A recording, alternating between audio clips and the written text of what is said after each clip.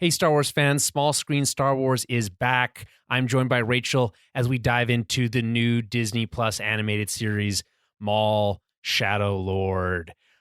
It's a long one, but it's a fun one as we dive into this brand new series, as it typically always is that way. So enjoy as we get into the details.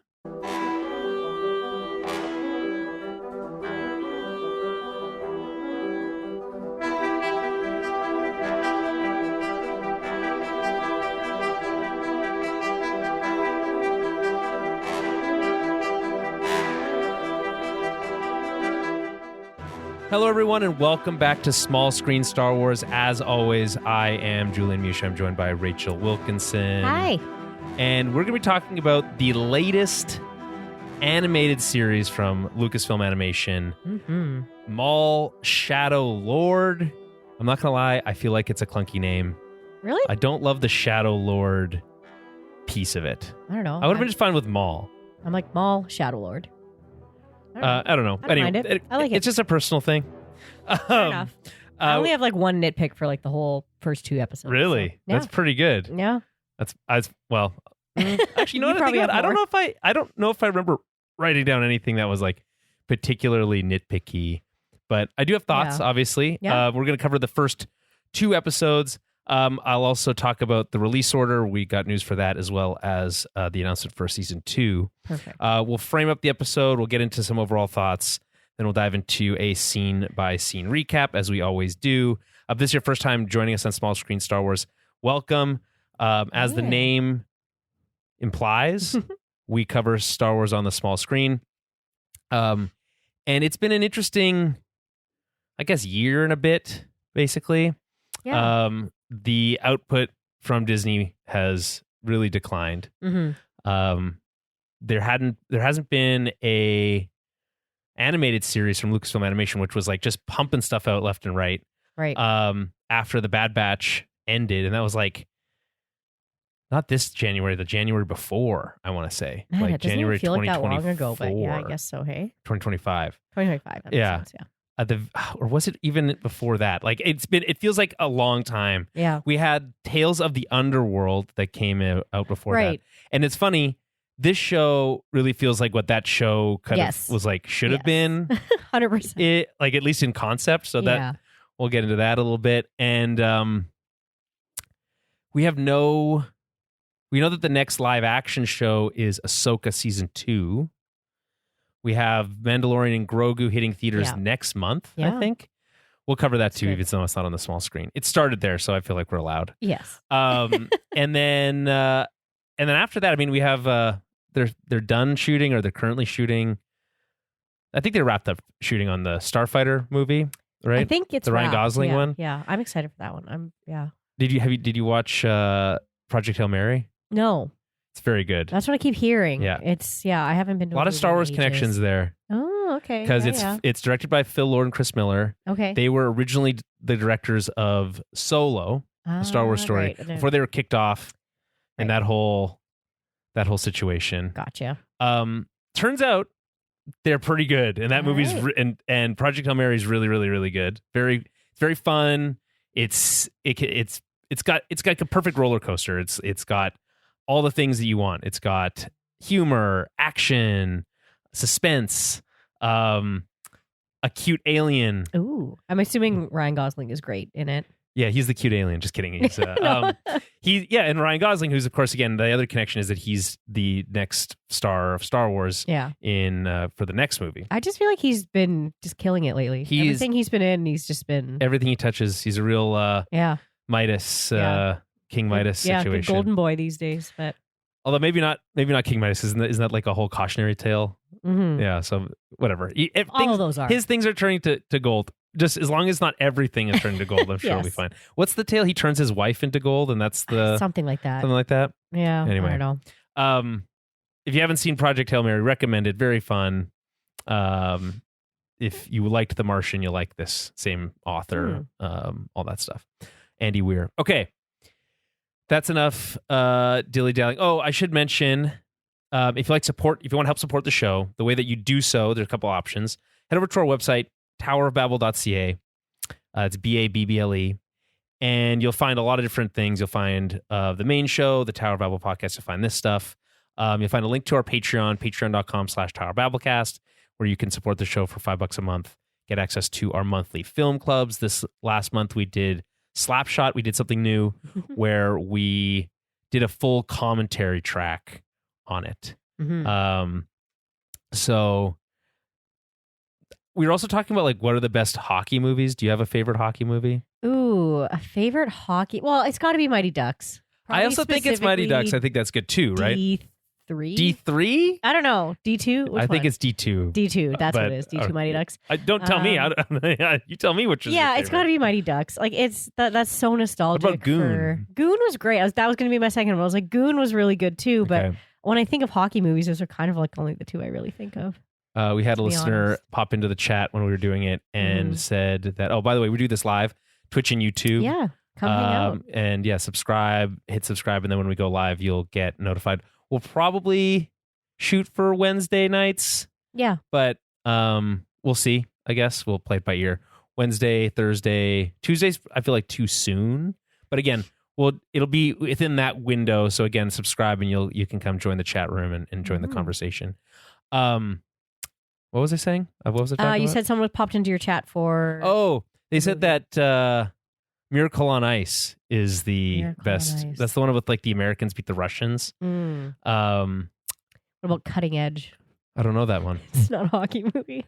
It's the one where the hockey player has to turn into a figure skater for some reason. Oh.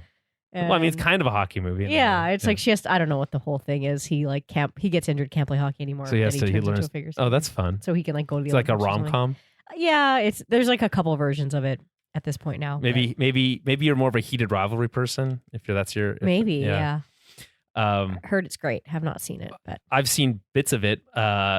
Sam was watching it. Gotcha. So we watched. There's not a lot of hockey in that show. That's what I hear. There's not a lot of hockey.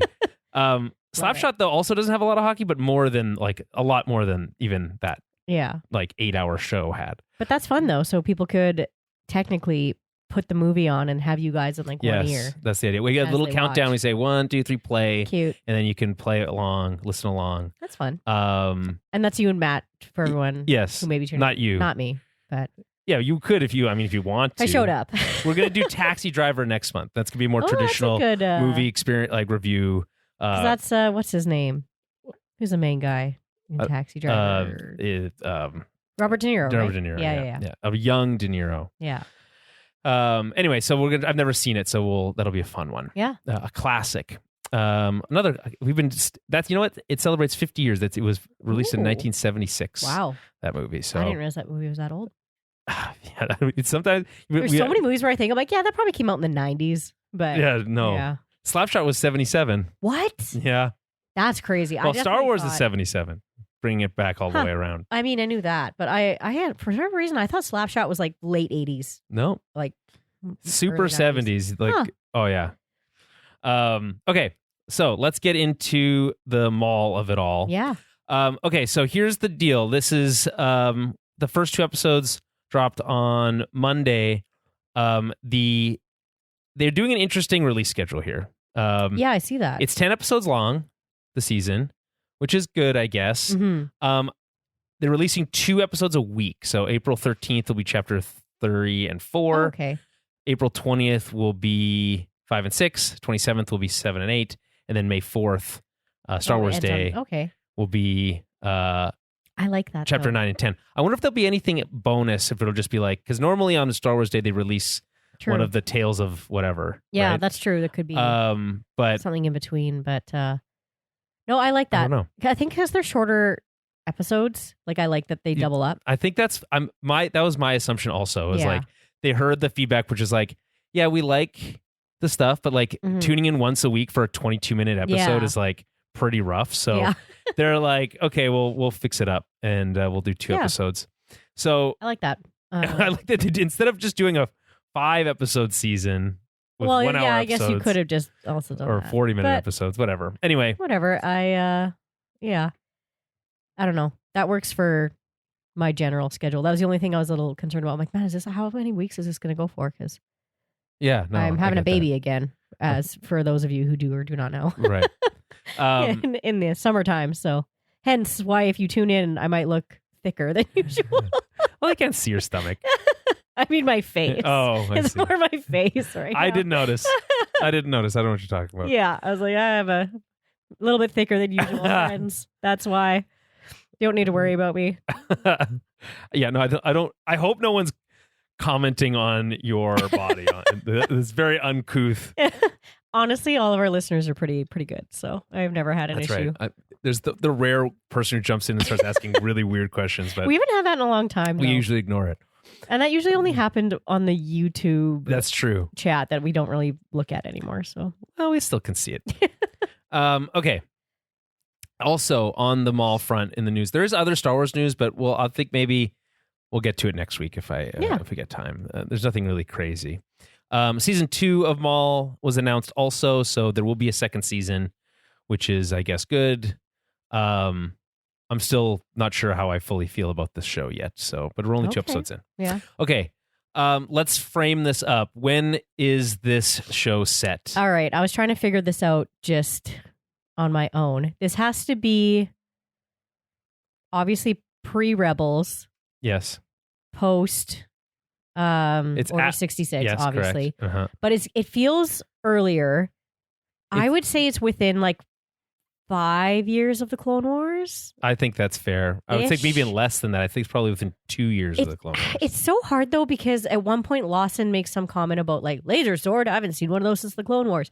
Right. That's, Anytime someone says something like that, it feels like the Clone Wars were like a long time ago. right, but But like, I guess it could the be time 2 between years. the Clone Wars and like the Empire's around for what, 20 years or something like that? Yeah. It's not that long. Yeah. So it's like, And I was trying to pinpoint because I thought maybe because at one point they mentioned the ISB. I was like, so I looked up, I'm like, oh, when was the ISB created? And it was like immediately.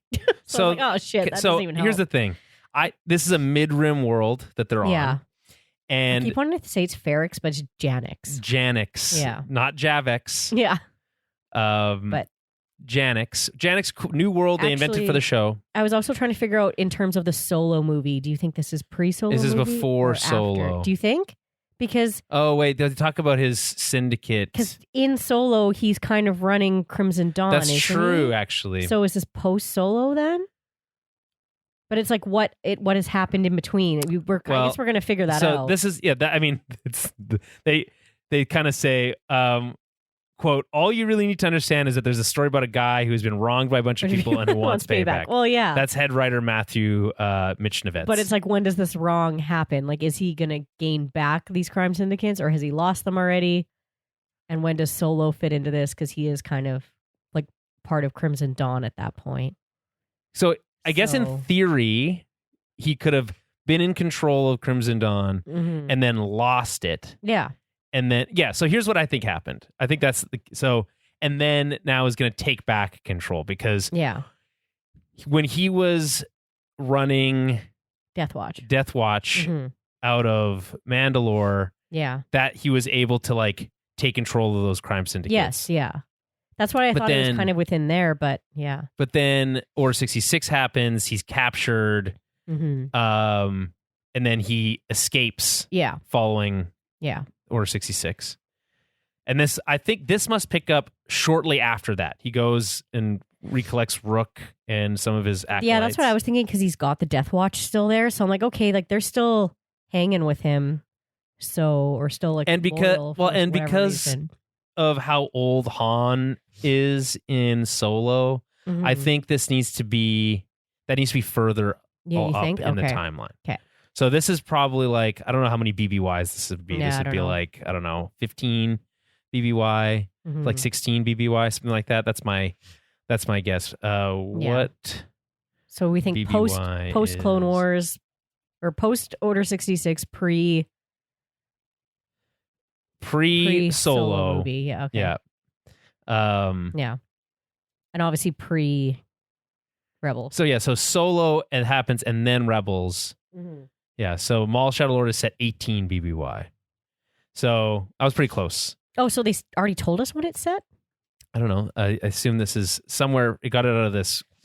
It's hard to trust an AI overview, but that's what Early that's dark. what Okay, the Polygon early says. dark times of the Empire's reign. And because again, it's 8. I also assuming because it's a mid-rim world that the Empire doesn't fully control yet. Yeah. So it's like, then they have to still be expanding their sphere of influence. Yeah. Right? That makes sense. So 18 BBY.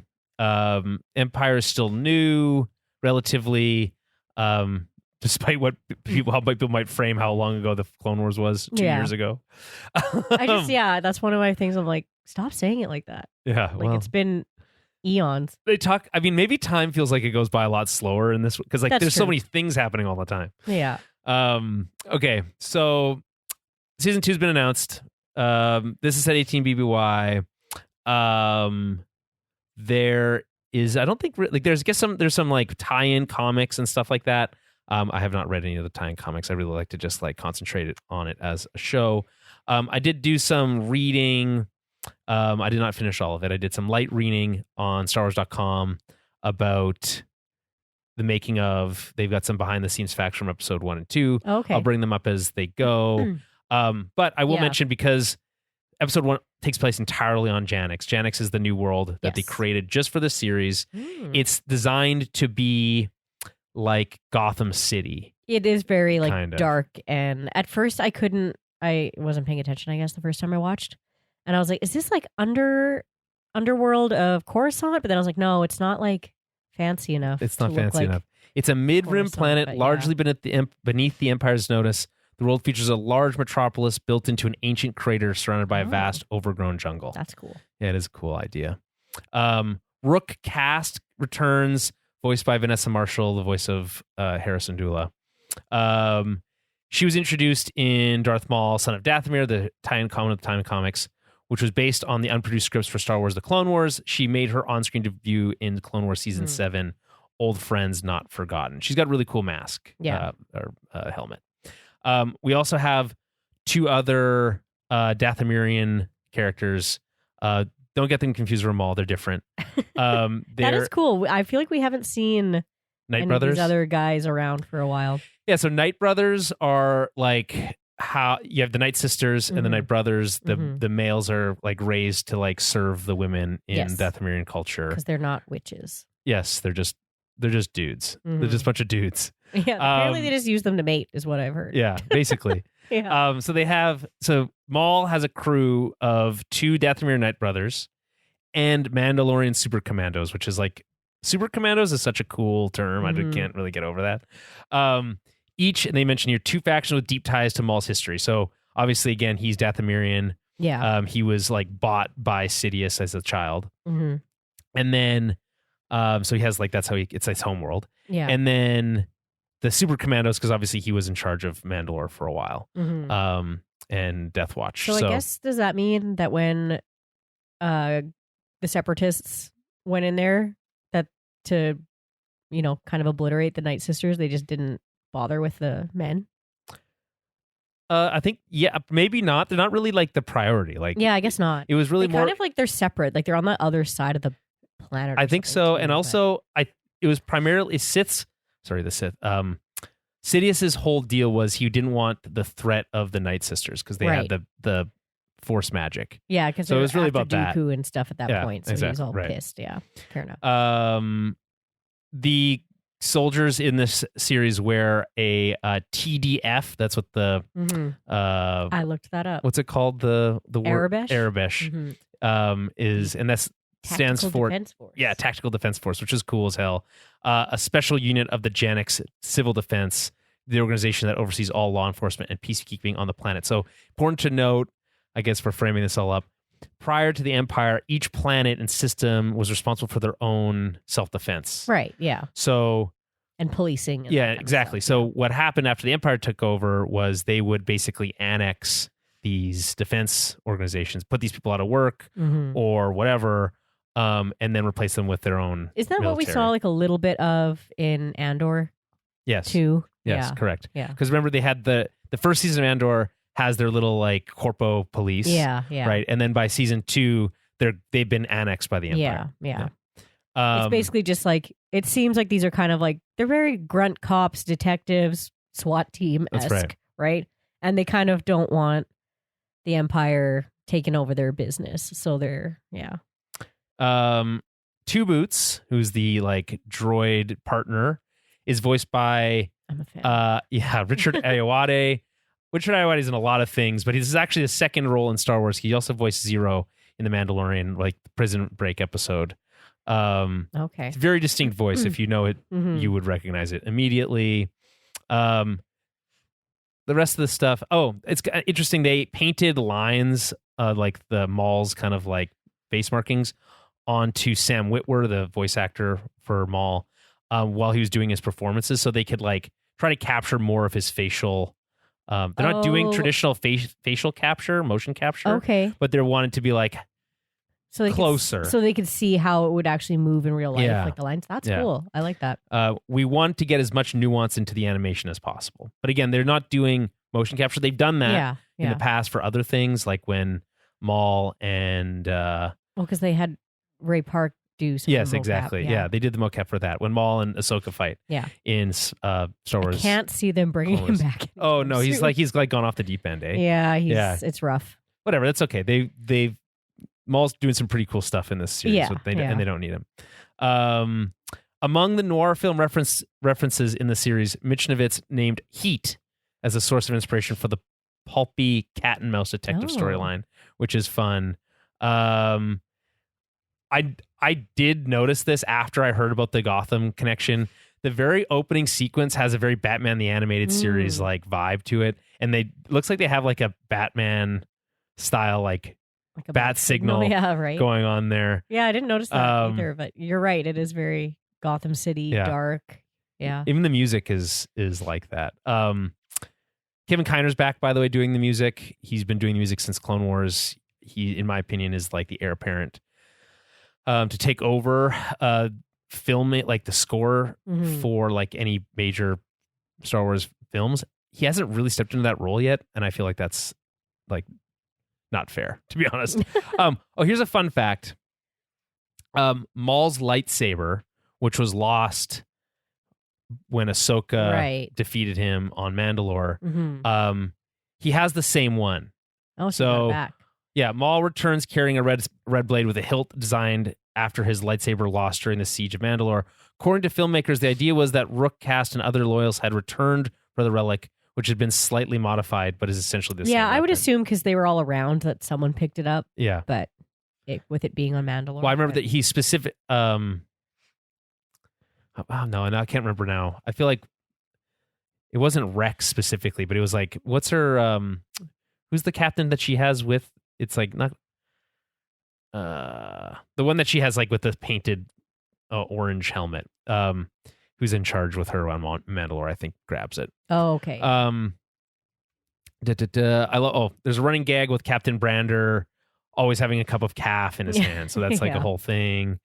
Rena Soul was initially envisioned as like the answer to the classic femme fatale archetype. That's fun.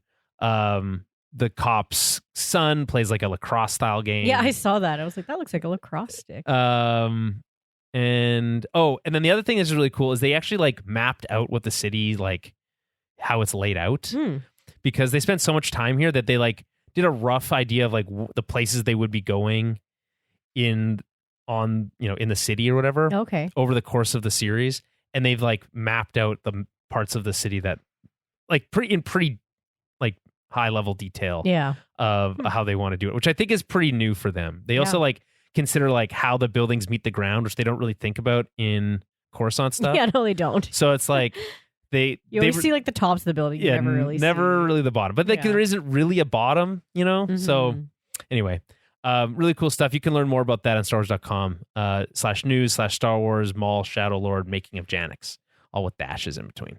Okay.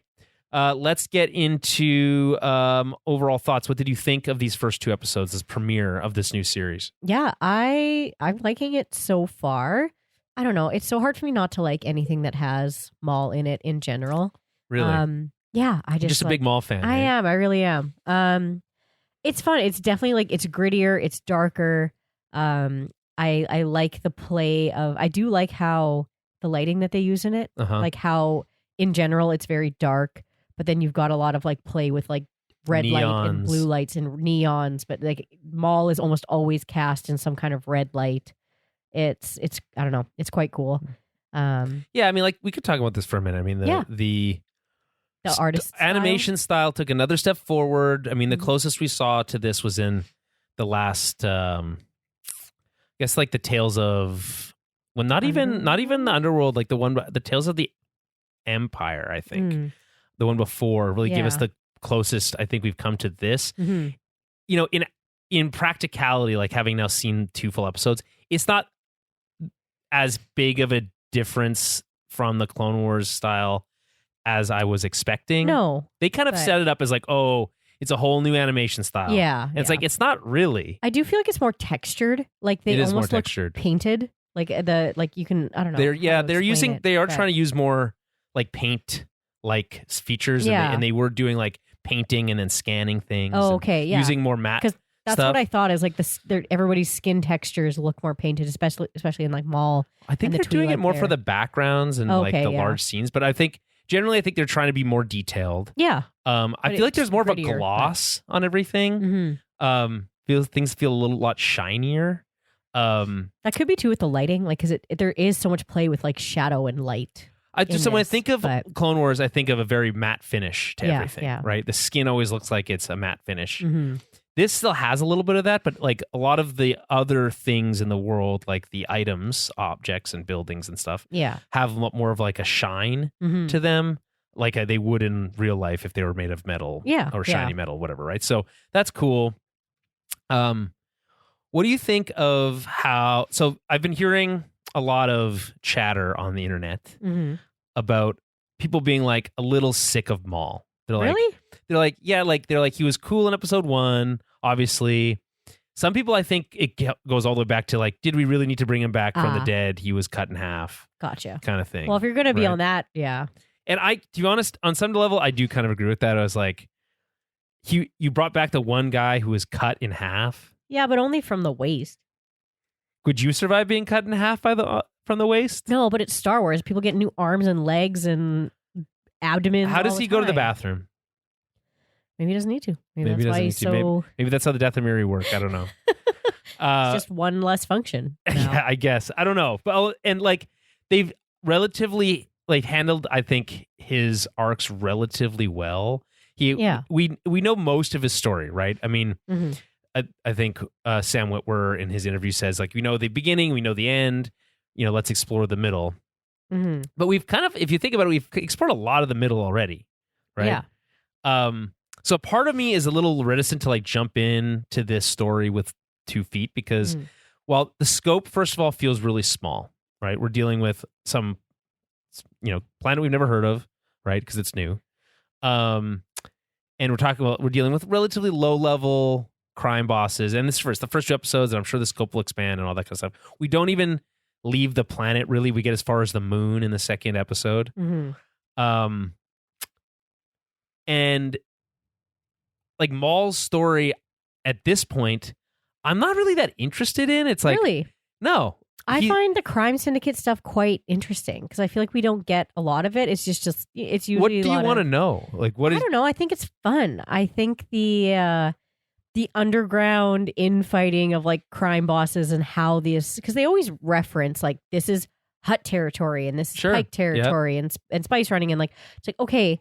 I understand, but like, why are they so dangerous? Why, like, how did they get so powerful, right? I guess, but for me, it's like, why does it matter? Yes, it's true. Like, we know. Because it is it is the thing of like when you have these powers in place that's when crime like this thrives, right? Sure, like when you kind of have these. Under fascism. Yeah, like you always that's when these kind of things thrive. But I do find Maul a little bit more interesting because he has so much rage. Well, he's connected to the bigger picture, which I think makes it more interesting. Yeah. If it was just random crime bosses we didn't know about and like... Yeah, it'd be like, whatever. It's like, who gives a shit? I guess that does add an element to it. It's fun that he's so anti-Empire as a bad guy. Yes, that's fun too. I do agree with that. It's just like, and he has this wicked hatred for the Empire, but also like a relative hatred for Obi-Wan and the Jedi.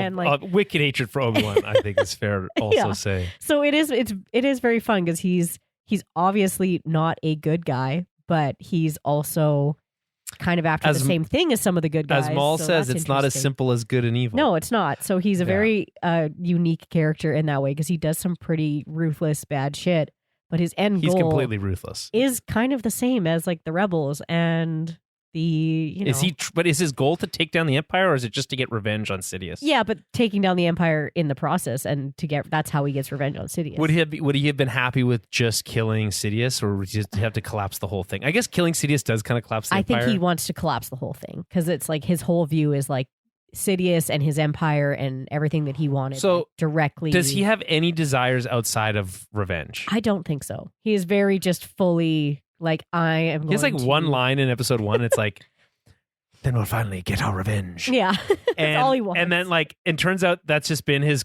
entire character for forever. Even after he started talking a lot more. He's just a real angry, vengeful dude. So yeah, I think he's a Sith. That makes sense. Yeah, they're always motivated by he's no longer power a Sith, and anger, though. and yeah, that's true. But So I guess what I'm wondering, or the bigger picture, it's like, hey, do we really need to explore this much of Maul's life? And I think the short answer to that is like probably not. Like we don't really we know he was in charge of syndicates. Yeah. We know how he dies. We know how he lived. It's like what I'm interested in here, like so far from this story, is the exploration of this new apprentice, right? Obviously, it doesn't entirely work out because he goes after Ezra later. Yeah. Right. But and like, but that's just because he gets stranded. Right. But I get, obviously, I'm saying is like this new apprentice plan obviously does not work out perfectly, or maybe it does and it comes back around later. I don't know. But like, that's the only thing that's fascinating so far for me, because it's the one thing that kind of like, I don't really care about the crime stuff. Yeah. But there's all the speculation that she's Talon. Hey. Well, yeah, it's like more inspired by Talon, I feel like. Or that she's going to turn into Darth Talon. And I know everybody's got a real big boner for Darth Talon. That's because George Lucas had a big boner for Darth Talon. Yeah. Literally, I mean, though. her story like is kind of cool, but it's because she's supposed to be like crazy ruthless and it would be. Listen, if she ends up with a bunch of cool tattoos on her, that's the thing. On her, and a bunch of really sexy bodysuits and. Yeah, I mean, then sure we could be like, wow, they really did it. But I don't think they're going to do that.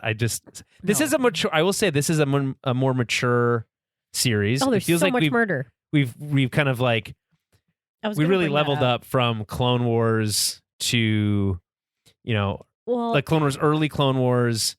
Yeah, and then there's some mature ideas in there, but it's not really, they're really explored that deeply. I feel like Star Wars often, even in animation, they're fine like just slicing through droids. Yeah, obviously. They're fine slicing through aliens. That's what droids are for. Aliens too, though, as long as they're not like too cute or whatever. Sure. But they are a little more rare to like show just like the death of human characters, unless what it's about like humanoid characters? Or but that's what I mean. Because we get a murder in the first episode that's like right on screen. On here, I'm just kind of like, whoa, like he's like just straight up like slicing through. We don't really see them slicing through cops. They cut away from that. Yeah. He kills them. We do hear the screaming, and we do see a lot of stabbing, but it's usually with droids still. But we do see a person get shot like on camera. That was and that's, so I think that's like also kind of rare. Obviously we see a lot of clones die, but again, they're in helmets and it's this is like a removed person killed in cold blood though. Like it's a little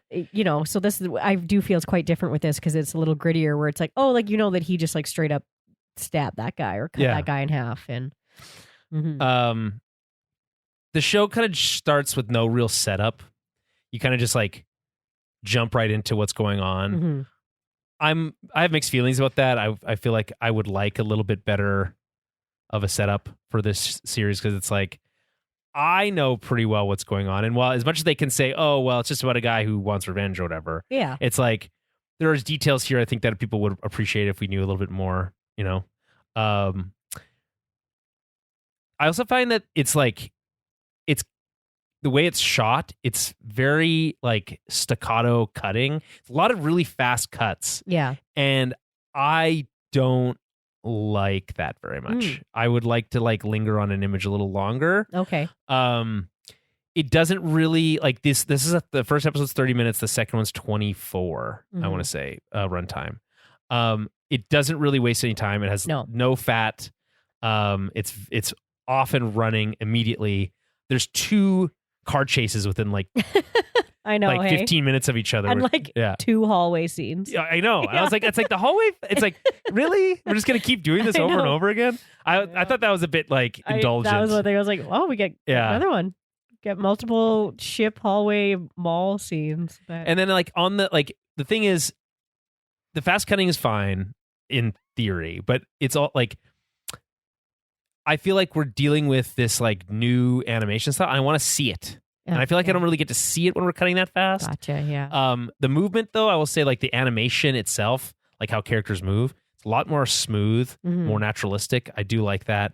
Especially Maul, like when he's, like, ripping through people with his lightsabers. It looks very good. And as we talked about, this show is a lot more, like, violent and aggressive. Yeah. And then generally, I just think, like, it's got this noir tone. They're not shying away from that. And they just really lean into like how stylish and sleek the whole kind of vibe of the show is. It's got a vibe, which I do think is cool. It's like, on one hand though, it's like, it does feel like it's trying to be it's like, look how cool we are and edgy we are. And it kind of feels a little try hard, but other than that, it's like, I'll give it a pass. Okay. Yeah. Any other thoughts before we get into No, I don't think so. Scene breakdown? Okay. Chapter 1, The Dark Revenge. I will say this. The first 2 episode titles, don't love them. The Dark Revenge and the second one especially, which is, I think, Sinister Schemes. Ugh, gross. It just feels very pat.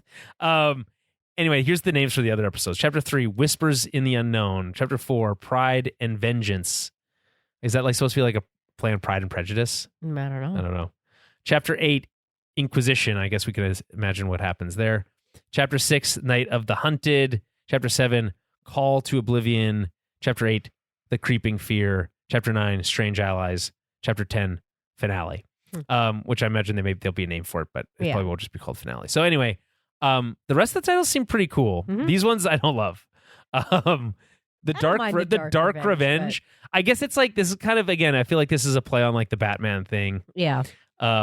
So fair enough. And I guess if you look at this as like a Batman show, it is pretty cool. Okay, so here's the logline. In the criminal underworld of Janix, Maul enacts a plan to consolidate his power. Directed by Stuart Lee, Brad Rao, Saul Ruiz. These are all kind of usual suspects around Lucasfilm Animation.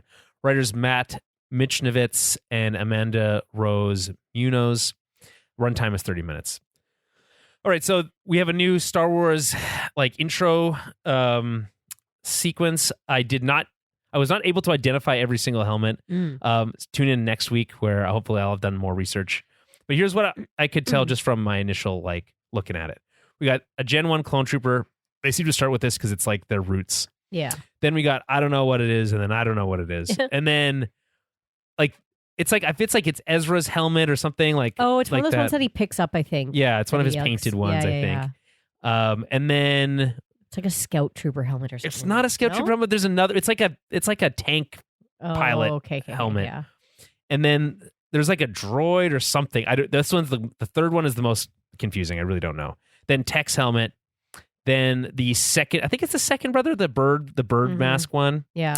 The Inquisitor. Yeah. Then there's, I think it's a female super commando helmet, but I'm not entirely sure. It's not a full T, so it could be something else. Maybe someone who's going to come out later, introduced later in the series.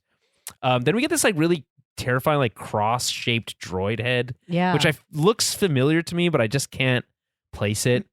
But terrifying looking, in my opinion. And then the first brother, Inquisitor Marok, or whatever. I don't know how you say that.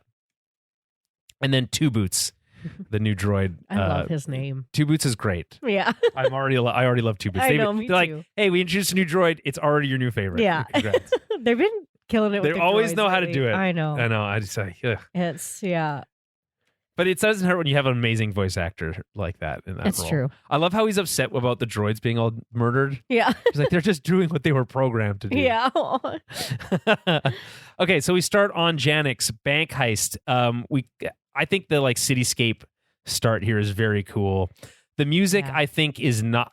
Again, I'm maybe because I heard that Batman connection thing, it's like really stuck in there, but it feels like an homage to the title sequence to Batman the Animated Series. Okay.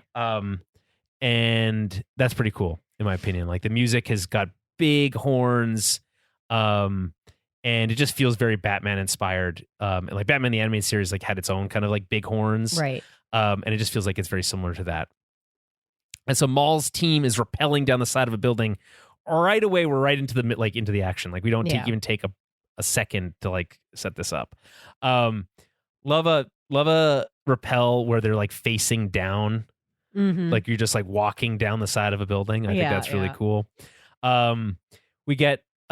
We see droids prepping credits for transport. We learn later this is a bank. So we meet Spy. I think his name is Spybot.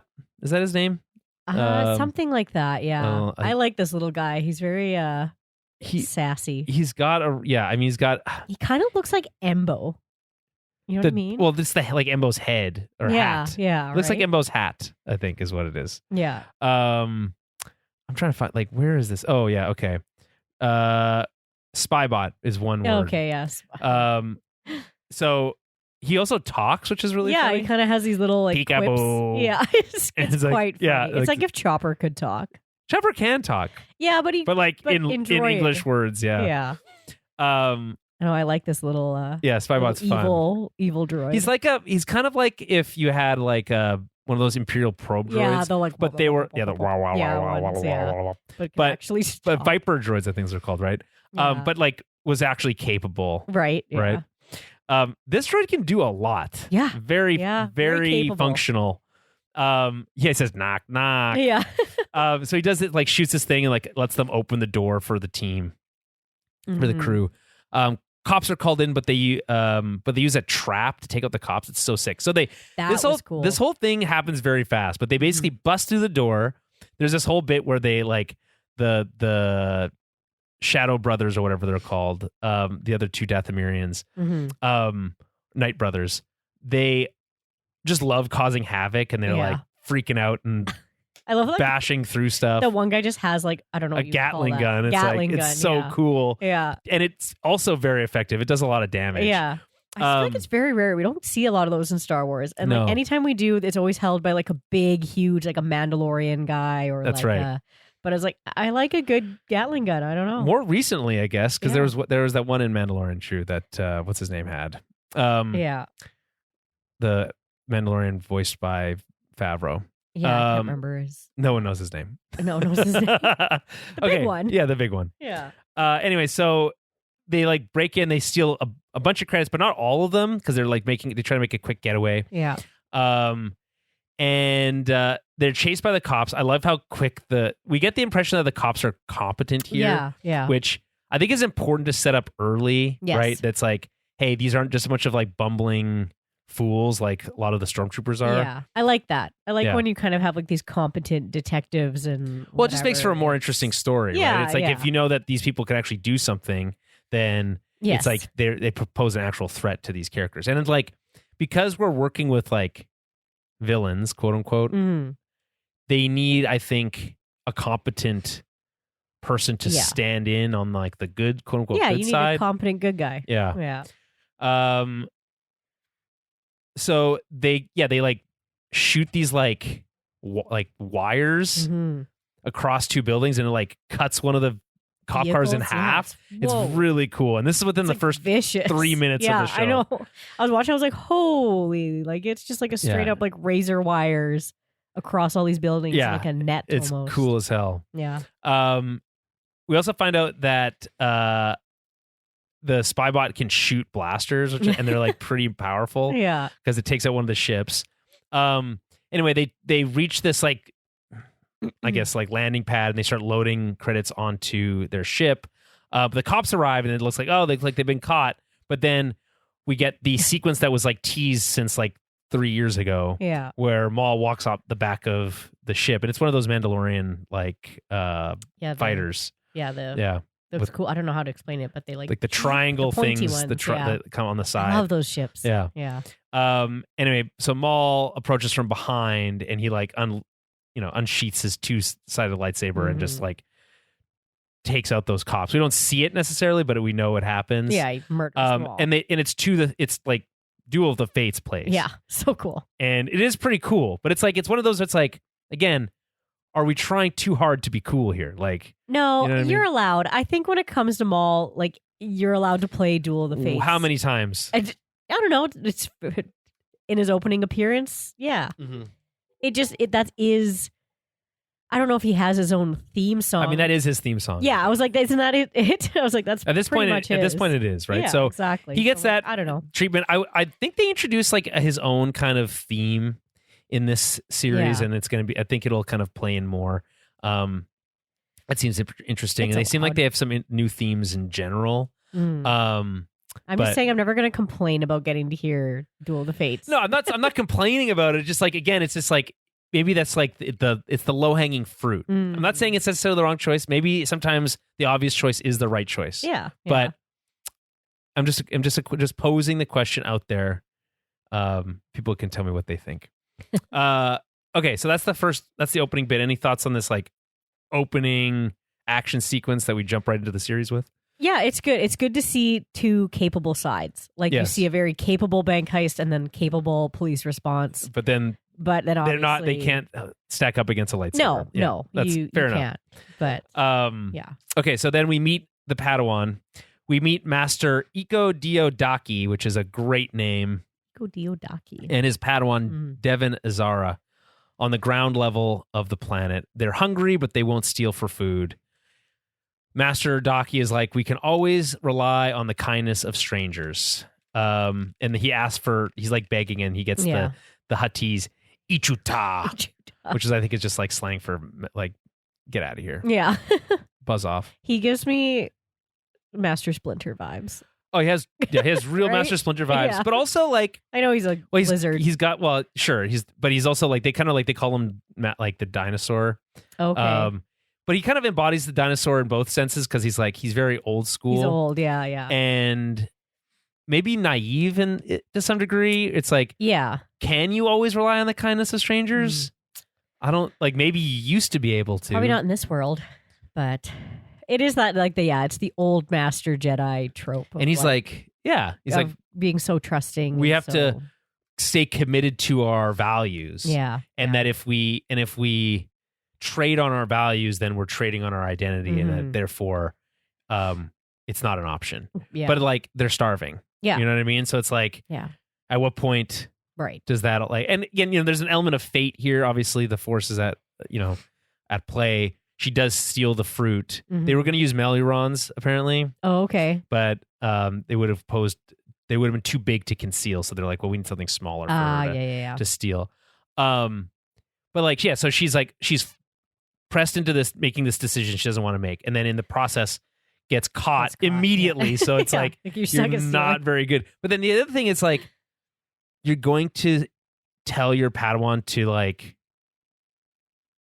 just go to jail. It's kind of Yeah. crazy, to be honest. But I think his whole thing was like, we can't make a scene. Yeah, he's a They'll let- pacifist. He's like, they'll let you go. I think he knows that it's like because it's this police force. He's like, like it's not the Empire. Yeah, right? but we're still It'd be dealing. different, Imagine if you were but- getting arrested by a cop robot. I'd be That's like, true, fuck yeah. off, I'd be- robot. You don't know what the fuck you're, Yeah, you know what you're that's talking about. You true. don't know what you saw. As a Jedi, I guess you could easily get away. But Yeah. I guess with his whole thing is like, we can't make a scene. Right. So And it's then- like, they'll let you go. You're a kid. Like, it's not that big. of a Again, deal. very trusting. It's like, Yeah, but in this world, she could be shipped off planet before you have anything you can do, True. and But I don't get that she's gone. sense for this. Like, Right, but he doesn't. cop But he force. doesn't know because, like, again, if the Empire got involved for any That's true. any reason, yeah, that's true. But I Then- guess, I'm just under the impression that the Empire isn't really here much. not yet. Yeah, so that's Obviously. kind of the.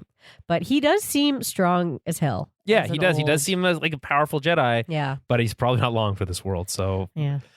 we get a classic screen wipe, and then as we're introduced to Brander Lawson and Two Boots, but as he flies, like it's daytime, we get these like contrasting night scenes, day scenes, Mhm. and I think the day scenes are quite beautiful. Also, Yeah. a lot of like golden lighting, and anyway, there's this theme that has like sounds like a riff on the Anakin Padme love theme, Okay, and I didn't notice that. it's because I do because it's my favorite John Williams track. Across the Stars, so beautiful. Anyway, I was just thinking, I just had a moment where I was like, do you think I could sneak the Anakin Padme love theme into my wedding somehow? It's funny that you said that. I was going to make a joke. Like, that's what's going to be Julian's wedding song one day. I was like, you know, like people like hire like, you know, like Britney's wedding had like a string quartet, right? Did they? Yeah. Was that my wedding? I don't think your wedding had a string quartet. No, it was at. They had some people playing outside at mine, playing something. At some point, there was people playing live music. I didn't see it, obviously, because I was because it's not, God forbid, you see your own wedding. Yeah, but no, this is absolutely. If you have something like that, you can for sure sneak it. And it's like I want you, but then they have to like learn a whole new song. It's like, do you think they charge extra for that? Probably. Yeah, it's like especially like something. But it's all strings though. Especially it could be John done. Williams is a lot more complicated. Yeah, but we're talking like just give. I don't know. I could find the string quartet arrangement. Yeah. And you can do whatever you want at your own wedding. Yeah, it's true. There's no rules. Our friend Trish walked down the aisle to Ignition, a version of Ignition. She would. So I mean, there's no rules. The remix to Ignition, something like that. The one that's hot and fresh out the kitchen. Yeah, it was like a quartet. It was like a string that's version, like so a wedding song sounding version. It never. But she would do that. Yeah. Okay, so we meet Brander Lawson and Two Boots. So Captain Lawson arrives on the scene of the heist. We learn that they stole a bank supervisor droid, so not just the credits. The cameras and the sensors were destroyed. And Two Boots is upset that droids were killed, which I think is funny. We learn the bank is owned by a gangster called Nico Demus, a local crime lord. His main rival is Ludi Vario. This is all done by exposition pretty quickly and I think efficiently. Lawson knows that criminals don't just start wars between each other for a few credits. So he's feel like there's something bigger at play. Feels like it's not a local syndicate because the job was, quote, too clean. Love this. Like this again, there's a lot of cliche at work here. Yeah. Star Wars is always like big concepts and then like translated into the Star Wars world. And so they're doing this noir pulpy thing. And they've done this in the past. They've really leaned into the noir with what's that bounty hunter with the hat? Bounty hunter with the hat. Yeah, and he always has the toothpick. Cad Bane? Cad Bane. Yeah. Yeah, they go very noir with him. Yeah, yeah. But this is like classic noir, to the point where there's trumpets in one of the scenes later. Yeah, like the jazzy jazzy trumpets. Yeah, I know what you're talking about. It's like, oh, okay.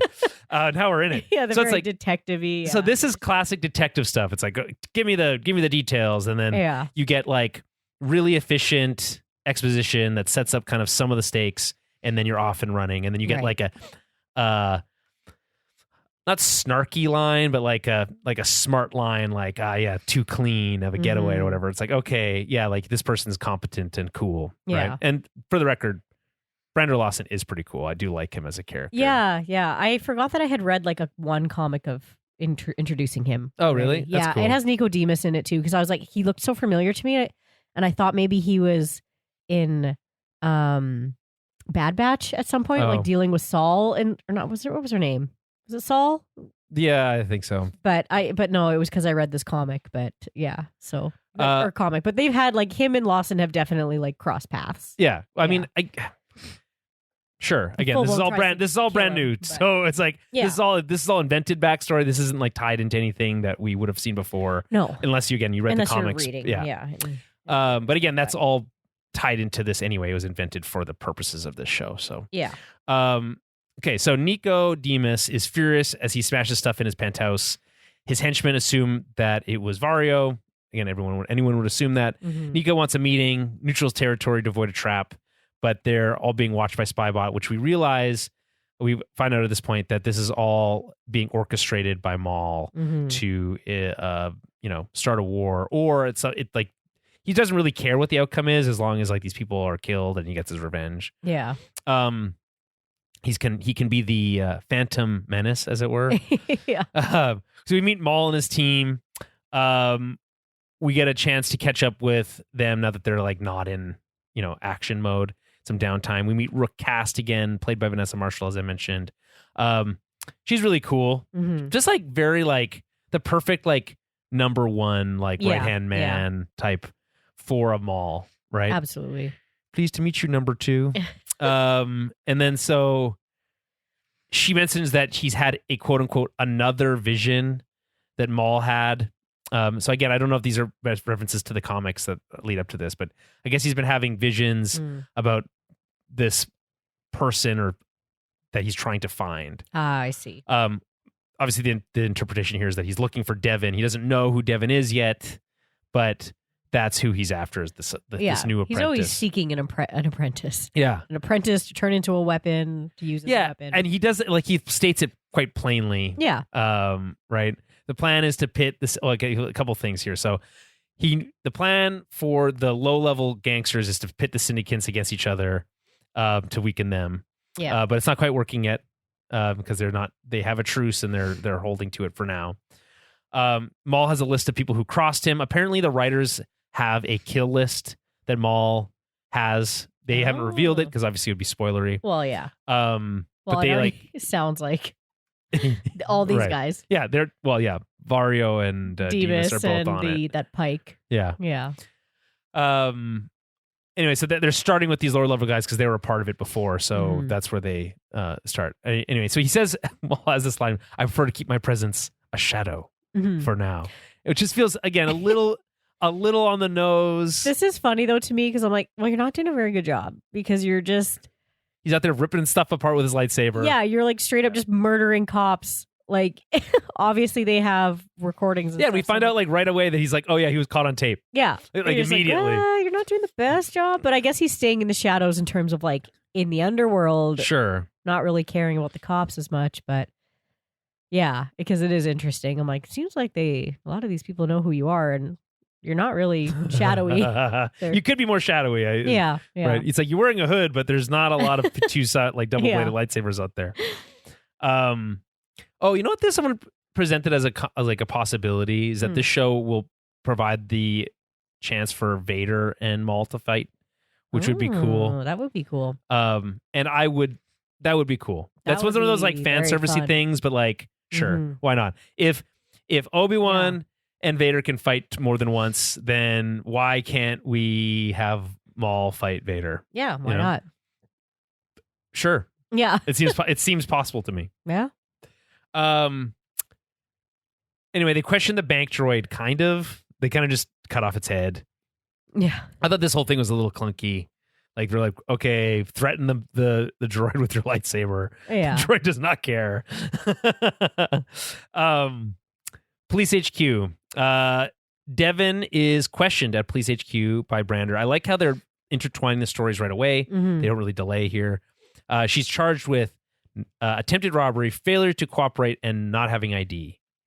I assume that it's in our world now, it's not illegal to not have ID, right? You can walk around without ID, right? You can, but like if you refuse to, like if you're committing a crime. If you commit a crime and they're like, give me some ID, and it's like, I don't have any. What are they going to do? Charge you with another crime? I don't know. One time I was driving without my ID and I got a ticket for it. So it's different if you're, but you need your license to drive. You need your license to walk around. No, but this is again, not everybody has ID. Like it's not a necessary thing to actually have here. Right. I don't know. At least where we live, you don't have to have. Yeah, it's kind of part of the whole like voting thing in the US about like, oh, you gotta have ID. It's like, why? Yeah. Anyway. So couple kind of like petty crimes, basically.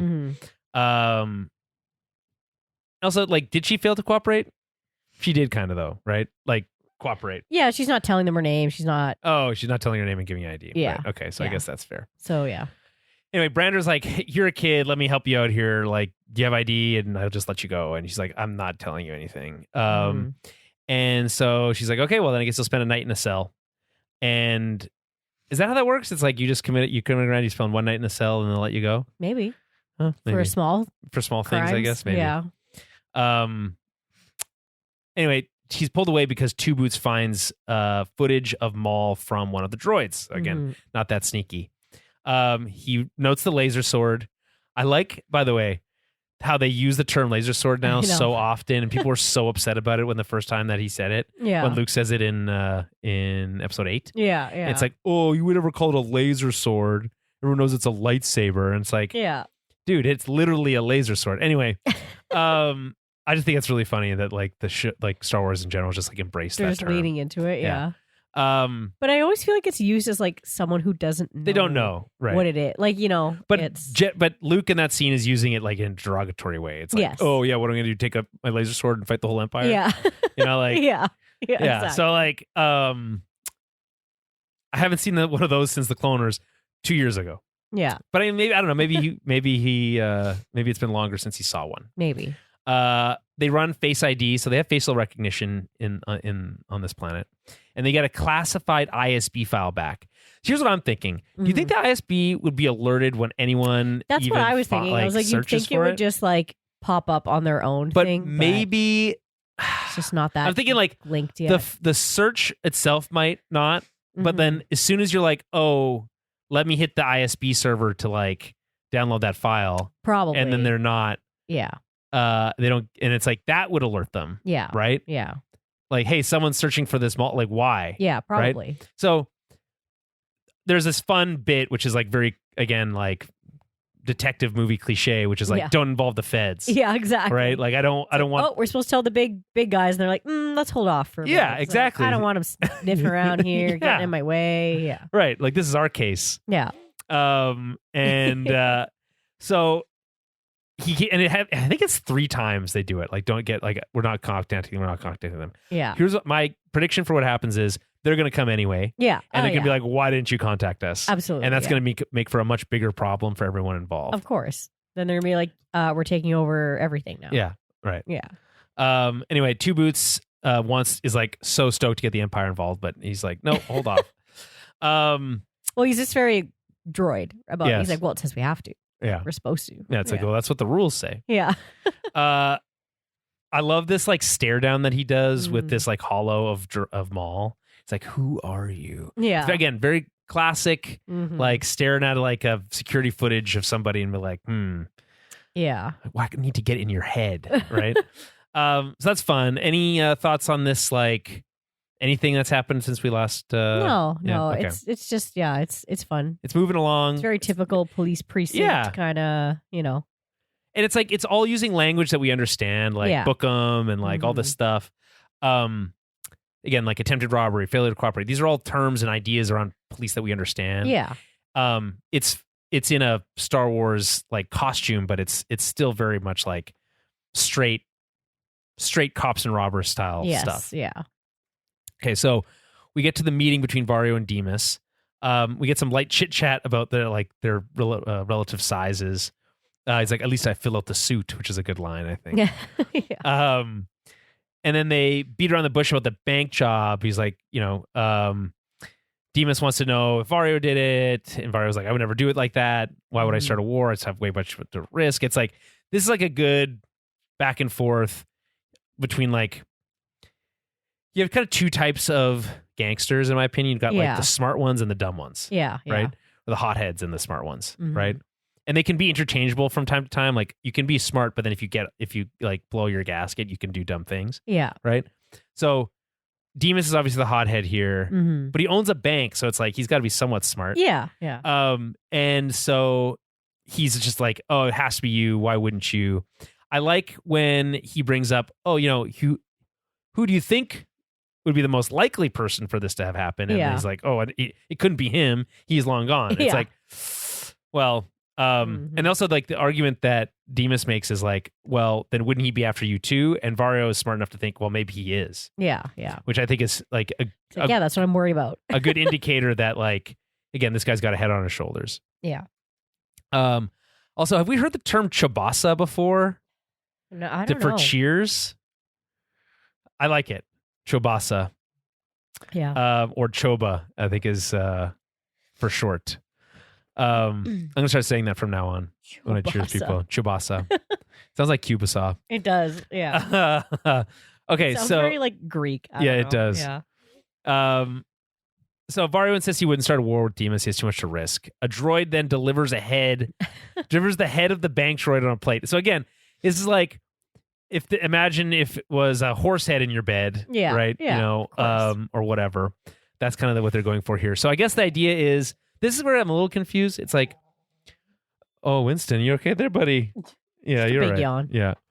How does this work? Who put the droid head on the platter? Well, I think that was definitely the droid, like the. It was the spybot. Spybot, yeah. Okay. It's Maul because he's trying to like antagonize these. Yeah, no, I get that, but it's like, how does that work? How did they sneak into the back? The shadows. I guess okay. Just pay a droid at this restaurant that they're at. Anyway, Demas freaks out, takes this to be a sign that Vario did in fact rob him, and then a gunfight breaks out, breaking their truce. Yeah. But again, we find out that Spybot's watching, so it's staged, as you said. Meanwhile, back at the police headquarters, we get a cute moment with Two Boots pretending to drink calf. Calf is, of course, Star Wars coffee. Before being called to the scene of the shootout, he's just holding a cup. He's like, I can't drink it. Yeah. I just do this for to you. hang out, yeah. Which is fun. Anyway, they head off to like check out the scene of the crime. Vario, meanwhile, is being hunted by Demas. He like leaves his mech suit and by the way, this whole idea of like having this mech suit is pretty cool. Yeah. I like when these little guys have a mech suit. It's funny. It reminds me of the character from, it has like a similar shape and design from the second Jedi game. Oh, okay. I have not played Fallen Order, the other one. Survivor, yeah. And he fights this like really powerful alien that's like all tentacles, but he has like a mech suit that like contains him all, like all the tentacles. So it's kind of got that same kind of vibe to it. Anyway, so he escapes his thing. He uses it as a distraction, and he shoots Demas. Like, but he has it not in the back. He's like, he has him turn around first, then shoots him in cold blood. Yeah, right. And by the way, we found out later that the captain is like, "You killed Demas." It's like, how do you know that he did that? You don't know that. Yeah. I guess he made an assumption. I think, but like, as Vario tries to make an escape, they're chased down by Maul's team. I like that this planet uses roads. Yeah. Because like we see the odd roads in like certain planets, like these speeder lanes and stuff. But on Coruscant, it's all just flying stuff. Yeah, right. And it's like, that's cool, but I feel like you can have more exciting car chases when it's not just roads. Like in the air. Yeah. It's It's just a little bit different. I always assume that it's like it's different vehicles. Yeah, it's ships. You have like Coruscant, speeders, and then you've got like different types of ships. For me, like speeders have to be close to the ground to work, right? And that's kind of like these like cargo, like medium close to the ground, right? Like the snow speeders on Hoth and stuff like that. Yeah, like there's certain things that need whatever the ground to like hover on, kind of thing, right? So. Anyway, so they use these cool roads and speeders, but like it's a very competent car chase. Yeah. There's like jumps from road to road. There's a Gatling gun shooting engines and stuff. There's this like leap of faith that Vario does where he like jumps out of his vehicle with his like mech suit and has like a flamethrower on it. It's really cool. I also really like Maul's like transport vehicle that like smashes through shit. Yeah. It has like the sliding doors, like a cool van. Like a cool van, yeah. Well, it looks almost like an old like troop transport. Yeah, it does kind of. That's but again, more of but not a ship so much as it is no. Yeah. So Vario recognizes one of Maul's goons and before he's killed, he's saved by Brander, who arrives on the scene and arrests him for his own protection. I like the line. I never thought I'd happy to see you. The first time for everything. Yeah. Anyway, so Maul intends then to attack police headquarters. Because that's where Vario is, which risks their exposure to the Empire, according to Rook. Our actions serve a greater purpose, he says, talking about, I guess, the Padawan. We're led to believe. Again, I think what's happening here, or we're led to believe, is that like Maul is seeing this as like, this is all happening as it's meant to lead me to this place where I'll then run into this person that I'm supposed to meet. Yeah, exactly. Like he just has no qualms with like attacking a police. Yeah, no problem at all. She's like, are you sure you want to attack a police headquarters? She's like, yeah, it's not a problem. Yeah, he's like, doesn't matter. But I do really like this Vario character. I find him very quirky. He's smart and funny. And I don't know, I had to look up the voice actor. Charismatic. Because it was like the voice was bugging me, but it's not his actual voice. This Chris Diamantopoulos or whatever. Yeah. He plays... Because I was like looking at his face, I'm like, why does this guy look so familiar to me? Because you watched Arrested Development, right? Yes. he plays Marky Bark. He's that guy that has face blindness. And he like has shaggy hair and like dates Lindsay for a little while. He's in some other like kind of goofy shit. But I was like, no, I have this picture of him in my head with like gross shaggy hair. Like, what is this from? And I was like, oh my God, it's Arrested Development. He's in a lot of stuff. He has so many. Oh, he also plays Donald in Invincible. That's cool. Yeah, like he's American got so Dad, many Family Guy, voice acting, Beavis and Solar Butthead. Opposites. Yeah, he's been in a lot of stuff. Yeah, he's like tons of voice acting. Oh, he's in Blood of Zeus. I like that show a lot. But yeah, he definitely doesn't use this voice like right. He's doing because he's a voice actor. Yeah, but so he has multiple voices. This is like so cool. Yeah, imagine crazy what happens when you use actual voice actors instead of just random. Random celebrities. Yeah. But I was like, oh, I like this guy sounds kind of familiar. Like, what is it? He's in Jedi Survivor. Yeah, he is. Plays Monk. That's funny. He's also completely different voice, by the way. Yeah. But I was like, man, like he's very good. I like, I just laughed when I saw that that's who he played. Oh, he's also Aquaman and Harley Quinn. That's funny. He's in a lot of stuff. That's okay. Anyway, he's good. Wild. He's a great actor. He's Canadian too. This whole cast, I think, is pretty stacked. Yeah. There's not a bad performance in the bunch here, in my opinion. Okay. So back at police headquarters, Brander questions Vario. And he says, you killed Demas. And Vario says it's a self-defense. Vario tells Brander about the Shadow Collective while being kind of curious about how well protected they are, which is like, I think, it's a good setup. Mm-hmm. I find it concerning that Brander's like, no, I've never heard of the Shadow Collective. It's like, what I would have liked is for him to say something more interesting than no, should I have? But anyway, that's a very small nitpick. They are called the Shadow Collective. Like probably not everybody's supposed to know about them. That's true. That's true. But I love how Vario, or is it Vario? Yeah, just like shuts up. He's like, oh, I'm not telling you anything about it. Right, because he knows he needs the leverage. Yeah, but they note that the Zabraks that were on scene were different from Maul, which is good that they're not Zabrak racist. Right, because I was like, they have a different like face markings and stuff. No, I knew that the species had a name outside of like Night Brothers, but yeah, Zabraks, that's what it is. And then so they still won't notify the Empire, which I think is funny. Like, meanwhile, let's wait on it. Master Iko Diodaki, such a good name, waits patiently outside police headquarters. Maul enters through the sewers as a thunderstorm intensifies to add a little bit more drama. We see through the camera spybot perspective, which apparently is rare according to this like tips and tricks of this episode. We just rarely see like a droid's perspective. Yeah. Winston farted. Yeah, I was like, Winston, you stink. Winston farted and it stinks, buddy. Yeah, sorry. I was just it's really gross. Yeah. I was like, that is a dog fart and a half. That is a stinky one. Well, you don't call him stink for nothing. Oh, man. Woo-wee. So we see through the spybot's perspective. He's like taking control of Police HQ. Sometimes when they fart that much, like that badly, I'm like, are you like okay? Okay, yeah. Like is something wrong? That's rank, buddy. Yeah, like what did you eat? Like you only ate your kibble today. Like what could have? Anyway. Oh, you know what happens? And sometimes when I give him some of like the cured meats. Obviously that's gonna do it. Yeah, it's a little high cholesterol. For Giving him the meat farts. Okay. Anyway, so they get they jump into like red alert. They need to protect Vario. That's like the main. They know what's going on here. They're like, oh, obviously they're coming for Vario.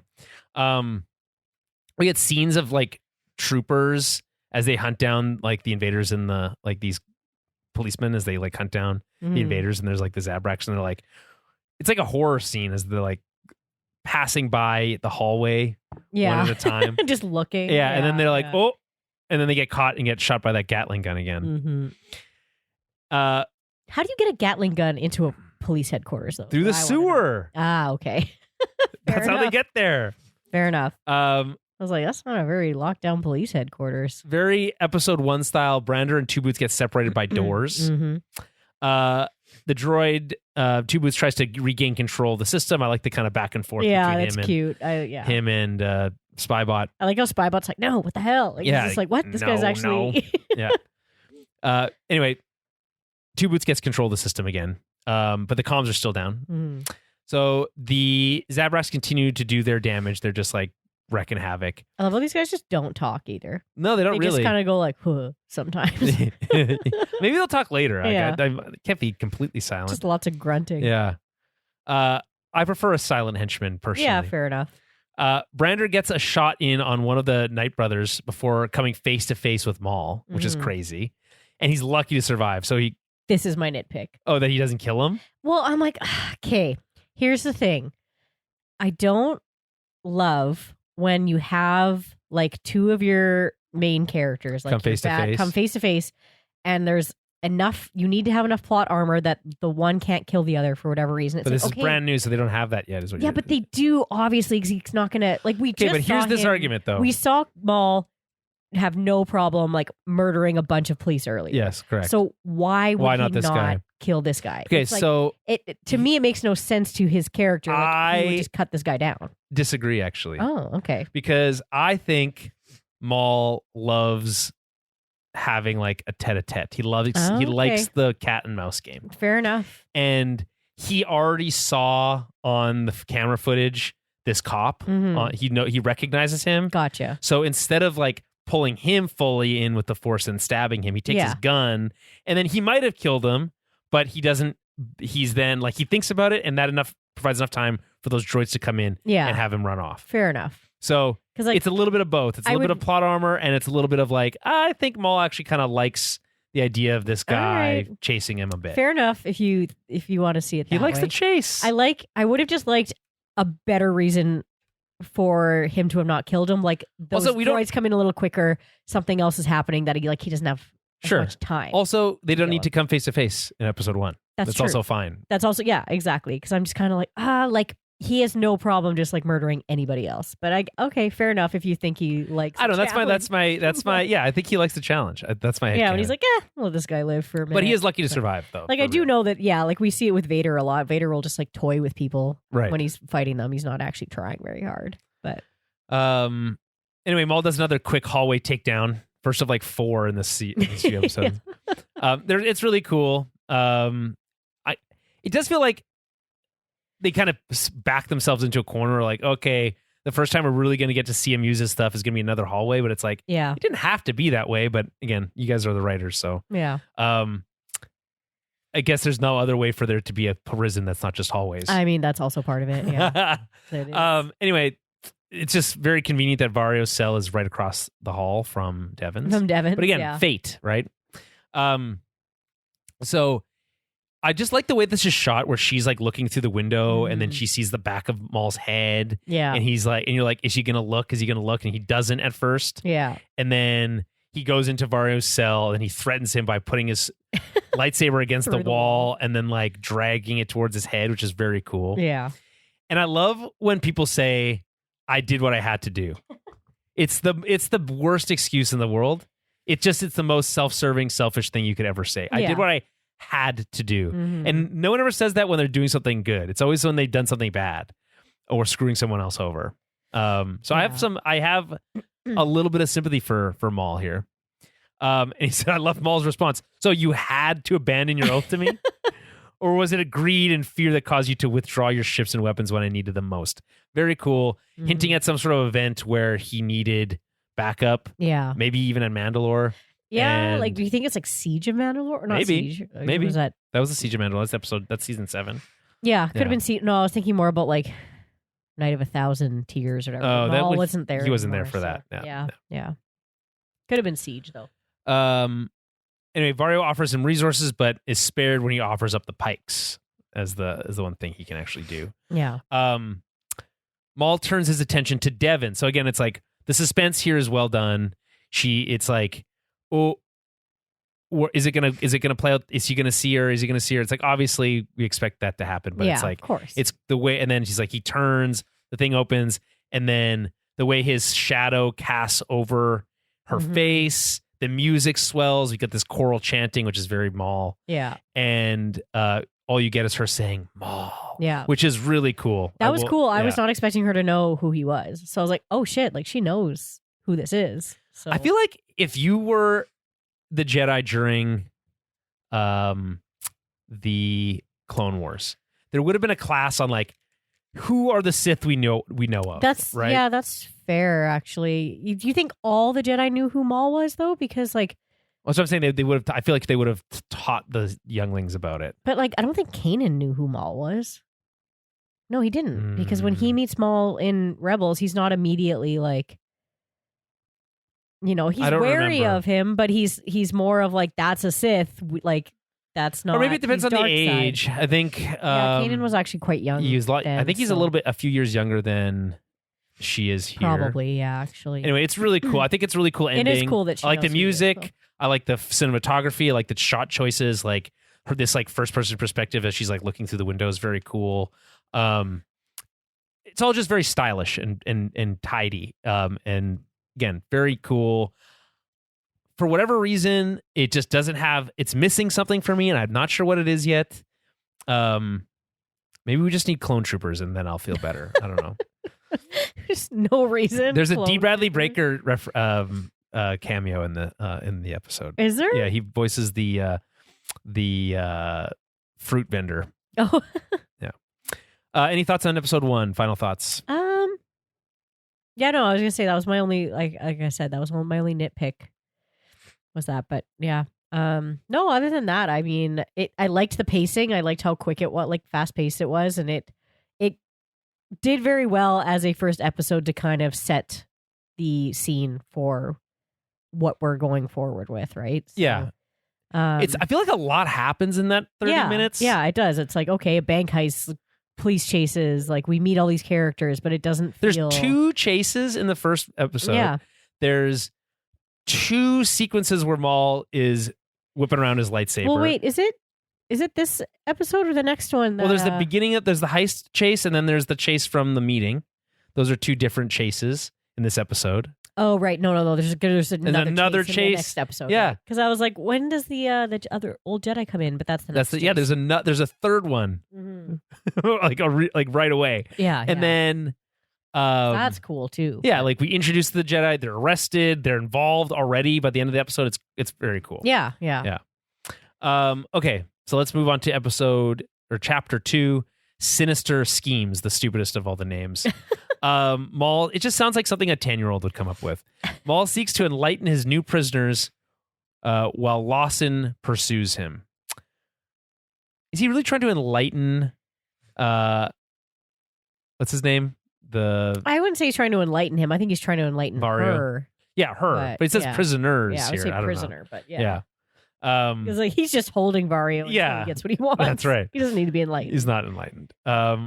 I mean, he does a little bit where he like he like levitates the thing over his head. Right. I guess you could say that's some enlightening about his powers. Anyway, the directors, Brad Rao, Saul Ruiz, written by Matt Michnovitz, Amanda Rose Munoz.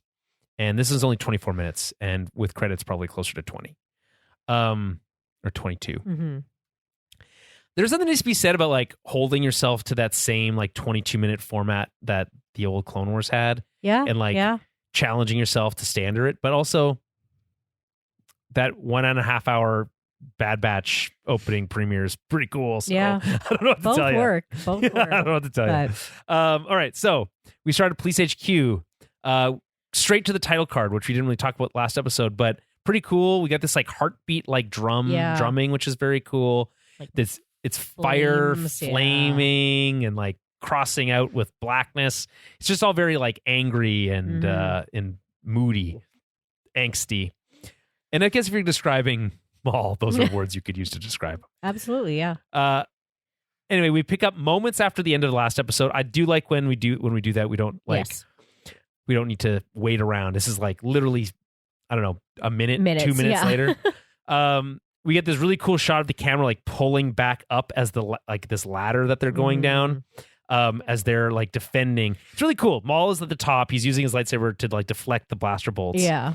And his team is beneath him on the ladder and the cops are above them. Yeah. And so they're going down, but the cops are worried about hitting Devin. So they're like, they need to be careful. I also like how Devin is like struggling too. She's like, she doesn't want to be involved in this. No, she's trying to like get away, but like get away from the kind of the cops and these guys. But yeah. She does manage to wiggle free, and she makes it to a wall, but she's stunned right away. I love to see the stun blaster setting. Did the droid stun her? Wasn't it the Was it Spybot? Spybot I'm that really stuns sure her? it was Spybot. It's either that stunned Spybot her. or one of his acolytes that does it. Yeah. Um, It was Spybot. Maul does this cool backflip That was thing cool. off the I know. ladder. He just like falls backwards. You get this like reaction shot to like Captain what's his name? And and he's like, what the? He's like, whoa. yeah. You're like, what the heck? What the Who's fuck? doing backflips off ladders? That's crazy. Yeah. What are we dealing with here? Still not calling the ISB though. Yeah, no. Why would you? Yeah. Again, we don't want the feds involved in our. This is our case. After your precinct was broken into. Yeah. By the way, prisoners were stolen. we get that like speech in a little bit, and it's like that shit's crazy. Anyway, they escape on speeders. Two Boots commandeers a garbage truck to chase after them, which is fun. And then we're already into another car chase. This is the third one already. Maul's transport, as I mentioned before, is very cool here. It's like cool. Smashing through stuff. Yeah, it's got like a battering ram type thing. Yeah. Or like, not like a battering. Is it like, what is it called? A cow catcher? Where it's like. Is it for catching cows? You catch the cows? No, it's what you call I know, the thing at the front that on like. the front of a train, they call it like a cow catcher or something. Scoop stuff away. Yeah. Or like the things at the front of like a police car that like for ramming stuff. Yeah. Maul's team uses like a rocket launcher on one of the like pursuers. It's like a shoulder launched RPG. It's like really badass. Yeah. The chase continues, but Master Iko Diodaki so cool. intervenes to disrupt the getaway, causing Maul and his team to crash. Yeah, he like flips their car. It's super fucking cool. Yeah, I was like, whoa, like, and this is tough. First you get him doing like the superhero landing where he lands and like with his staff breaks into the concrete. It's like, wow, that's badass. At first it appears there's gonna be like a standoff between Maul and Master Daki. Like he's like, he recognizes him as a Jedi, not like him personally, but like as a Jedi. Yeah. Right. And but the police arrive on the scene and Daki's like, I'm not getting. Again, this is another situation where, okay, your Padawan has been kidnapped. You know that. Yeah. You have the opportunity to do something about it, and instead of doing that, you go and help these civilians. Well, and that's again, but Maul knows that. He does it on purpose because he clocks, Jedi. He's like, this is all I have to easy. do. Yeah, he knows them well easy enough mode. All I have to do is break this bridge. Yeah, all I have to do is threaten a bunch of innocent people. Right. And so like that's one thing that I do love about Maul is like his level of like fuckery with the Jedi and like how he definitely plays to their weaknesses of like he knows. I think he does respect the Jedi to some degree. No, he does, but he's just like, I'm not going to fight this guy.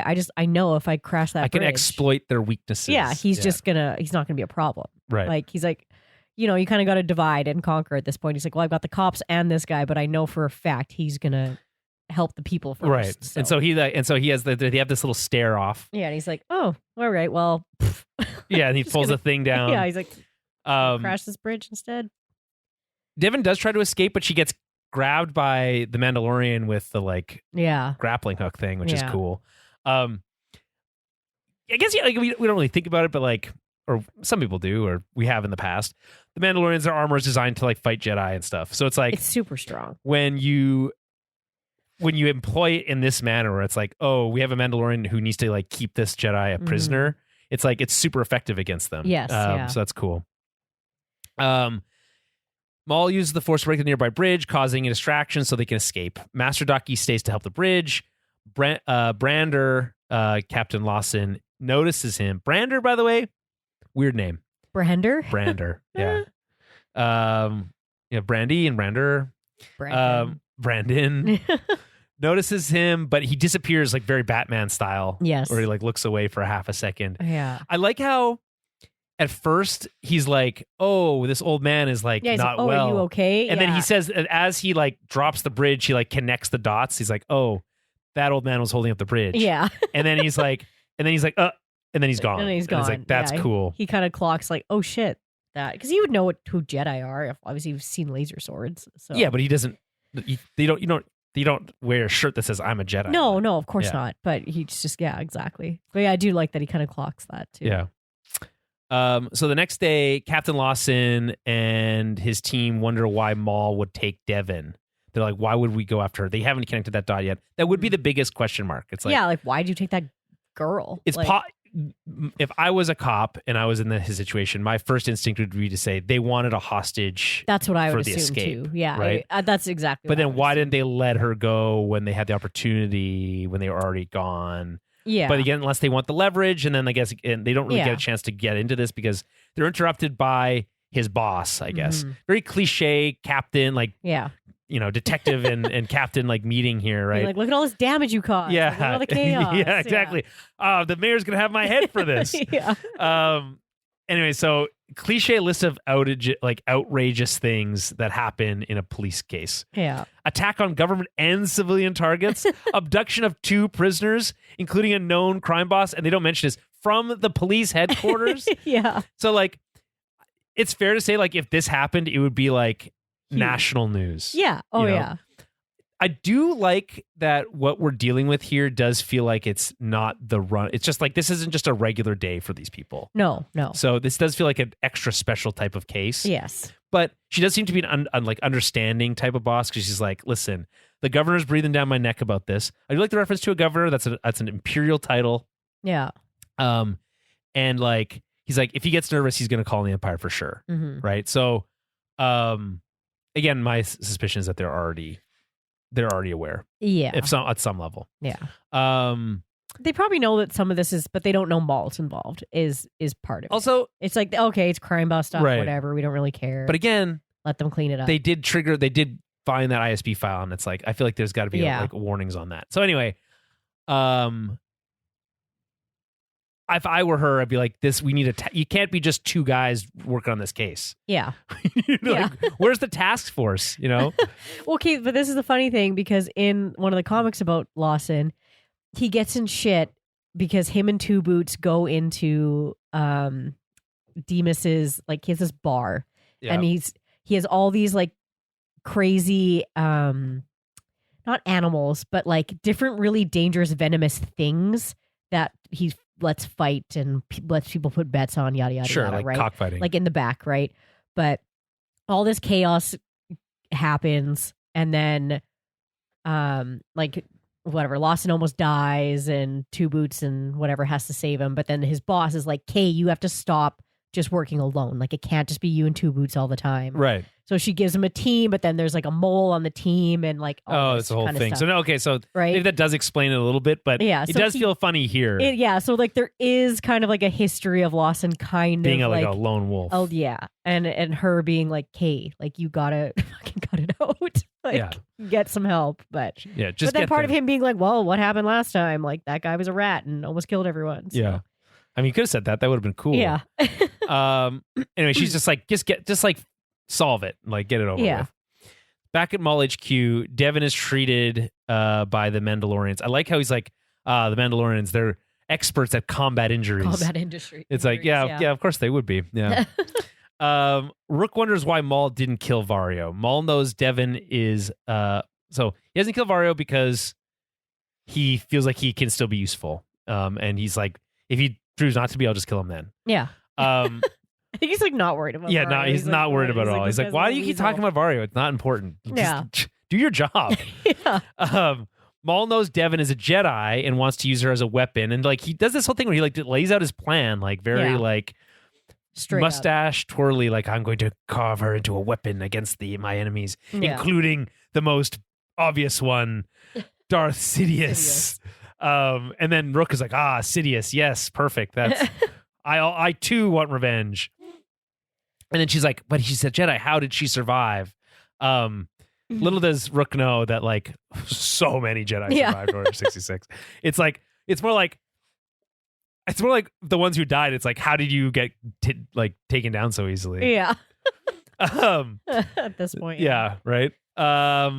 Anyway, it's often like, to be fair, it is often the Jedi Masters sacrificing themselves to save their Padawan. To save the Padawans. It's it seems like it's a lot of Padawans and like, the odd Jedi. Undercover oldie that was kind of not really in action as much anymore. Yeah. But like all the ones that were actively involved in the Clone Wars. They're all dead. Yeah. Except for obviously Kenobi. Yeah. And Yoda. And I guess the spirit of Qui-Gon Jinn is still around. So they ask, I like how, so I will admit, I like this episode a little bit more because Maul starts playing like these psychological games with Devin, and it's really cool. So he's like, "Who are you?" Like asking her. He's like, "I'm a prisoner." Like he's testing her, right? And he's like, "If that's what you want to believe," it's like this this like parent logic stuff, which it's like it does feel a little like forced, but it's fun. She's escorted into this cell that's like crafted from this like old storage container mechanism thing. He has this great line. He says, "You have been indoctrinated since you were a child. Now you must adapt." Yeah. Again, testing her, but like you also were indoctrinated since you were a child. So like, who are you to talk? But he knows that. That's why he's saying like, I've adapted. Everybody else has no to longer adapt. a pawn. Yeah. I'm my own man. That's his whole beef. Yes. Yeah. It's just there's something about the way that Maul deals with people, especially Jedi, where it's always like he speaks in these very like grandiose ways. Yeah. And sometimes it sounds very silly. I think that's part of the reason why I like him so much, because he's always kind of not speaking in riddles, but it's like he speaks in a way of it's just like it's like very matter of fact, but like big I know picture more than ideas. you, and you got to just figure it out, and I'll let you figure it out. But it's like I don't know. It's like are you smart enough? Are you smart enough to figure it out? Yeah, because I'm the smart one. These are my riddles 3. Right? Yeah.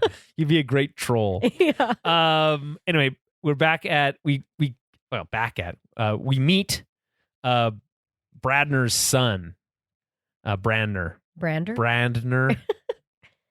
You spell that Bradner. I have it different on both ways Brander. Here.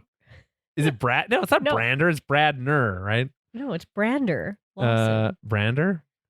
Why have I been saying it with an N then? Okay, hold on. I'm going to double check here. Bradner is a stupid name. I agree. Yeah. Where is it? Brander. Yeah. Brander. Yeah, the N is in the wrong like place. Brandon, but with an R. Yeah, okay, I got it. We're good. Anyway, Brander's house. He's also drinking coffee again. He's on his way home. Looks like he hasn't slept in days. How many days has it been? 2 days? I don't know, at least one. So he's a single like dad. Most of this happened. Yeah, it kind of seems like split parents. Single the kid dad asks to go see his mom. Where do you think his mom is? I don't know. Coruscant or something? I would assume another planet, but I too would assume that. Yeah. Because it seems like it's a bigger deal for him to go visit her. Like that's why his dad's like, "Well, I'll wait till I can go," because it's.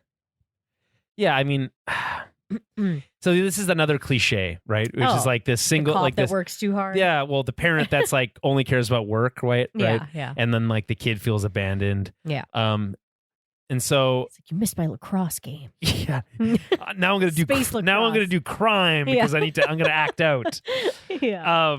And so like I feel like that I've seen a mazillion times. It's like, oh, the cops' it's kids. Always specifically with cops too. It's like they lose their wife because they're too focused on work and right. their work. And then their kid is like they get caught up with the wrong crowd because they feel like that's the only people who care about them. Yeah. And it's like I've seen that a lot of times. If that's what happens here, I don't think I'll like it. I just think it's like it's too it's too obvious, I feel like. So I hope that it's not that straightforward. Although it does sound like the kid likes two boots, like knows two boots, and so that's cool. And whatnot, but like not a great relationship, it seems like. He's like, I promise I'll take vacation soon. Yeah, and then he gets called immediately. That's same. Yeah, this is my last job. It's like you say that all the time. Yeah, I've heard that before. So, they make a note about his house in the like little tidbits article where he's like he's got like food boxes, he's got like pizza boxes and like and like takeout all over the place. Yeah, like it looks like he just leaves the kid money to like order in and because he's too busy to cook anything. Yeah. Okay. So police headquarters, they can't get info on the Shadow Collective. They don't know anything yet. Two Boots still wants to call in the Empire. I think that's up to 4 now. I think we're up to 4 times. I think at this point though he's correct. Like he's like, this seems a little out of our depth. Thing is, if they know anything about the Empire, they would know that never to have them involved in anything. Yeah, that's true. that's true. Maul HQ. They release Vario, who is then immediately pushed down a set of stairs, and it's very funny. Anyway, Maul threatens him. He like hovers that like massive credits, and we know how big that killed what's his name in Nemo? Nemec, yeah. It killed Nemec in Andor. Yeah, they're heavy. Yeah. Well, it's like just bars of metal. Yeah. Bars of gold. Something like that. It's unclear. It's credits. Something. The plan is for Maul to disrupt. They call it money at some point. Get the money. Yeah, get the money. She says that really cool, though. I won't lie. I thought that line was very cool. Yeah. I was just like, weird that they called it money. Yeah, in that scene when she's like, get the money. Yeah. One of the Zabrak says, as you wish. Ah. And I'm going to be honest. There is, I feel like, almost no legit, in the real world, very little times where people would say, as you wish, completely earnestly. Yeah. To anything. Yeah. As you wish. If my boss said something and I was like, and someone, or I heard someone say, as you wish, and completely earnestly, I would like throw up in my mouth. Well, it's very, like bad guy. It's villain, very like, I don't know. It like henchman. It's master, like a way you would talk to your as you wish master. It's very, it's very henchman coded, but like, I guess it's kind of like if you were talking to a king or queen or something that too, you might say something like that. But again, it's like, there's not a lot of that in the real world these days. No. So it's like, I just thought it's interesting. I don't know. Anyway, so the plan is for Maul to disrupt the spice shipments by the Pikes because Vario was like protecting these or arranging these shipments. Right. That's always what the Pikes are doing. Yeah. All they care about is just spice. It's just spice cure. You want spice here, you get to take it over there. It's like, it's never good simple enough. With them. The spice must flow. Yeah. The Pikes will assume it was Vario that messes them up, and they'll use that opportunity to bait Krim. We don't know who Krim is yet, but I guess he's a Pike boss. Seems like a good enough plan. Kind of going up the ladder, right, of your kill list.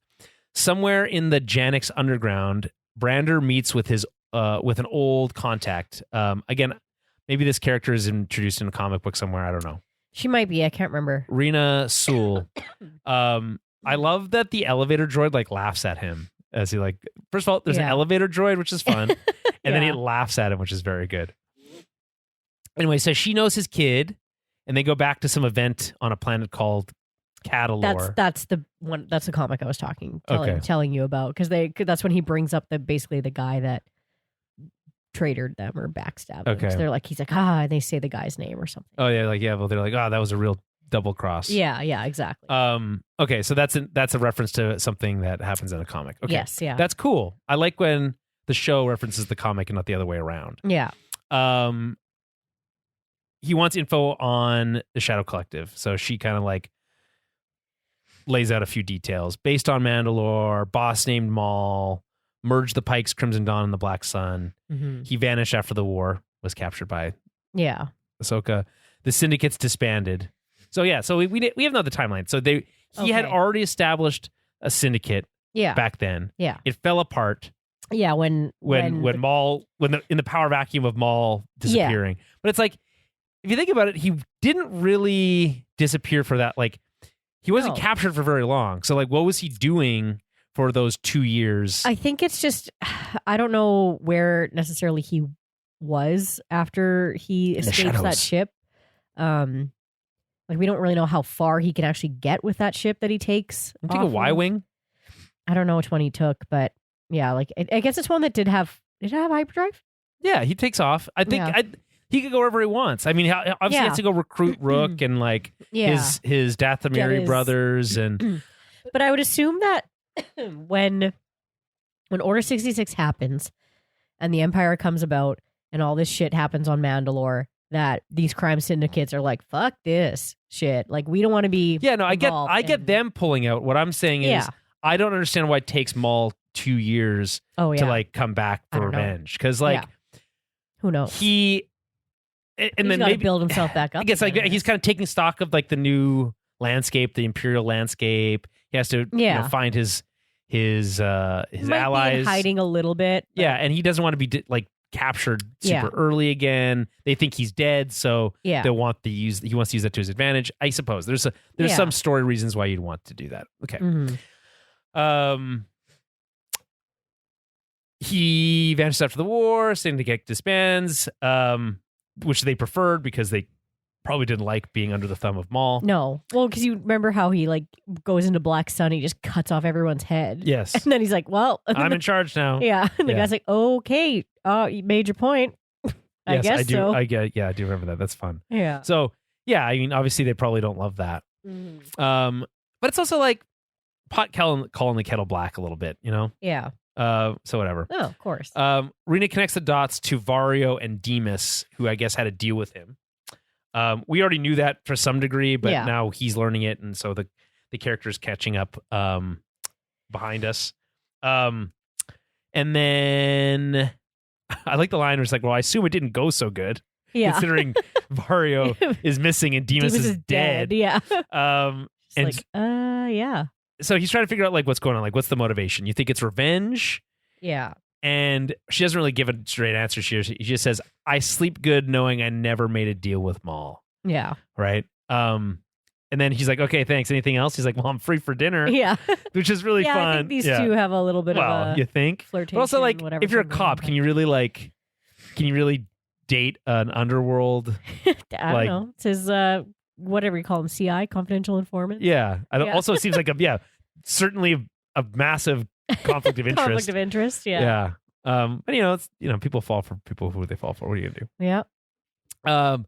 Maul HQ. Devin wants to leave. Speaking to Maul, she says, "I want to leave now, but clearly that's not possible."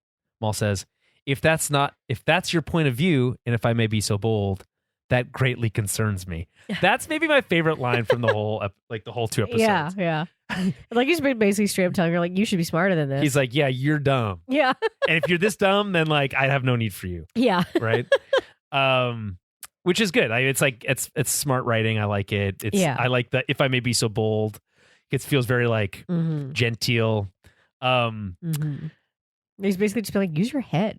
Like, like come on, be smarter. Like I know you're better than this. Yeah. Try a little harder. But I think maybe she's like, I don't want to reveal like myself to you. Yeah, that's true. But he already knows. He's like, I know you're a Jedi. Yes, but again, shit's like, I'm not going to give him the satisfaction of proving him right. Right. He says, I can show you a pathway to a power that Jedi didn't teach you. Which is like, boy, have I heard that one before.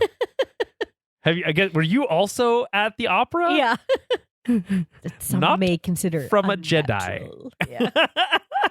Yeah. Anyway, so she says, I can hold my own. And she's like, I'm sure that's true, but times have changed. What does it mean for you to be a Jedi, a guardian of peace and justice in a time of lawlessness? And to be honest, again, this is another like top tier. That's why I write the whole thing down. Another top tier line for me, because it's like, this is a direct question, not necessarily maybe to her, but to her master, which is to say, this is not the Republic anymore. No. You're dealing with a different world.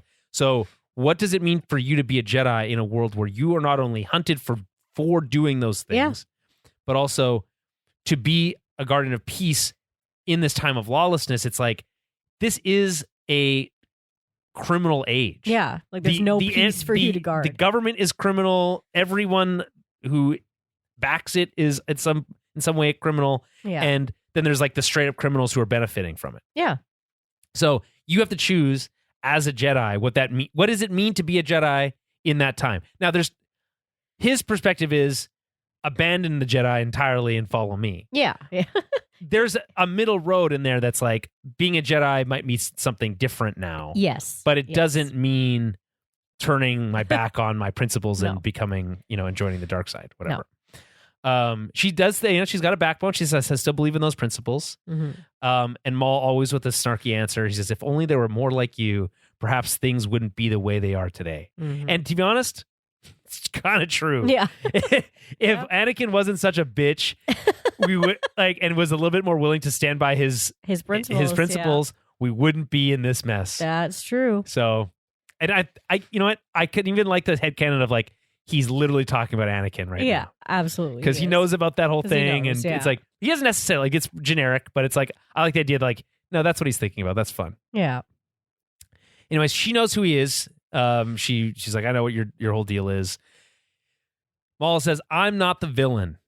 It's not as simple as good and evil. And I think this is like a premise for the show. Yes. Right? It's like, you're going to have to find a way to, like, be rooting for these people in some way. Yeah. They might not be traditional heroes. I don't think they're setting up Maul to be an anti-hero. No. Certainly not yet. But and maybe there's room for, like, her to, like, rub off, like, her good side on him a bit. Yeah. If he does take her, well, he is going to take her under his wing, but you know what I mean? Yeah.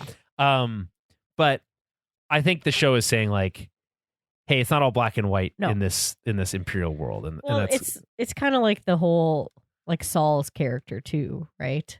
Well, opportunist. It's just like, I feel like it's one thing to be an opportunist and say, like, hey, this new status quo presents a lot of opportunity for making money in crime. It's another to be like, I was literally your greatest enemy, and now I'm not your enemy, but I'm also the enemy of your enemy. So what is that? Like, and the enemy of your enemy is your friend. Exactly. Which is a little, like, again, it's like almost that's too simple even for this. It's like, this is like many shades of gray.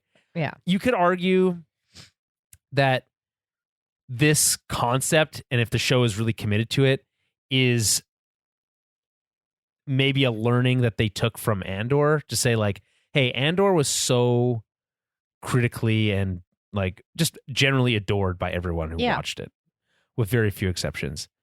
That show's whole thing is shades of gray. Yeah. Right? Yeah, absolutely. And so we are very used to the black and white world of Star Wars. Even Bad Batch is very black and white. There's some shades of gray, but not really. No. And this is much more shades of gray. So it's like, I think that's fascinating. It's like, and if that is a lesson that they took and, like, embodied for this show, whether that's just me making that connection or not doesn't matter. I just think it's fascinating to look at it. So she's like, how can I prove we're on the same side? And she's like, again, well, then let me out. And then I love the line reading here. By all means, Jedi, leave. Yeah. It's so good. Anyway, so he, like, backs off and, like, gives her some space to, like, work on it. They're interrupted by Rook, who confirms that Var's intel was legit. So above the planet, this is the first space shot of the whole series so far. We're 2 episodes in, basically the end of the second episode. We see the Pike ship. It's disabled and redirected by the spy bot to the nearest moon. Their comms are jammed. They can't call for help. I just like how this is, like, very, like, this is played with, like, we are in control. It's very cool. Yeah. It's played as, like, we are badass. You can't stop us. Look how cool and badass we are. And it's like, you know what? Legit, it is pretty cool. Because, like, very competent bad guys. I like a competent bad guy. Rook and her team approaching, and they're just, like, walking casually, and their Pikes are, like, freaking out. I just think it's like that's a fun dynamic.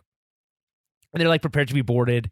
But instead of Rook and everyone, it's Maul who they see first, who again hallway kills them all. Yeah.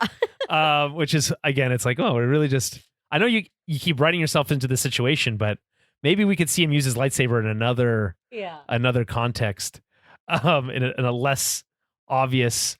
We've seen this all before. Literally, the last time we saw him, he was doing in the Clone Wars. In the Clone Wars, he's literally, that's the last thing he does is the hallway fight where he rips people apart without even his lightsaber. Yeah, it's true. Right?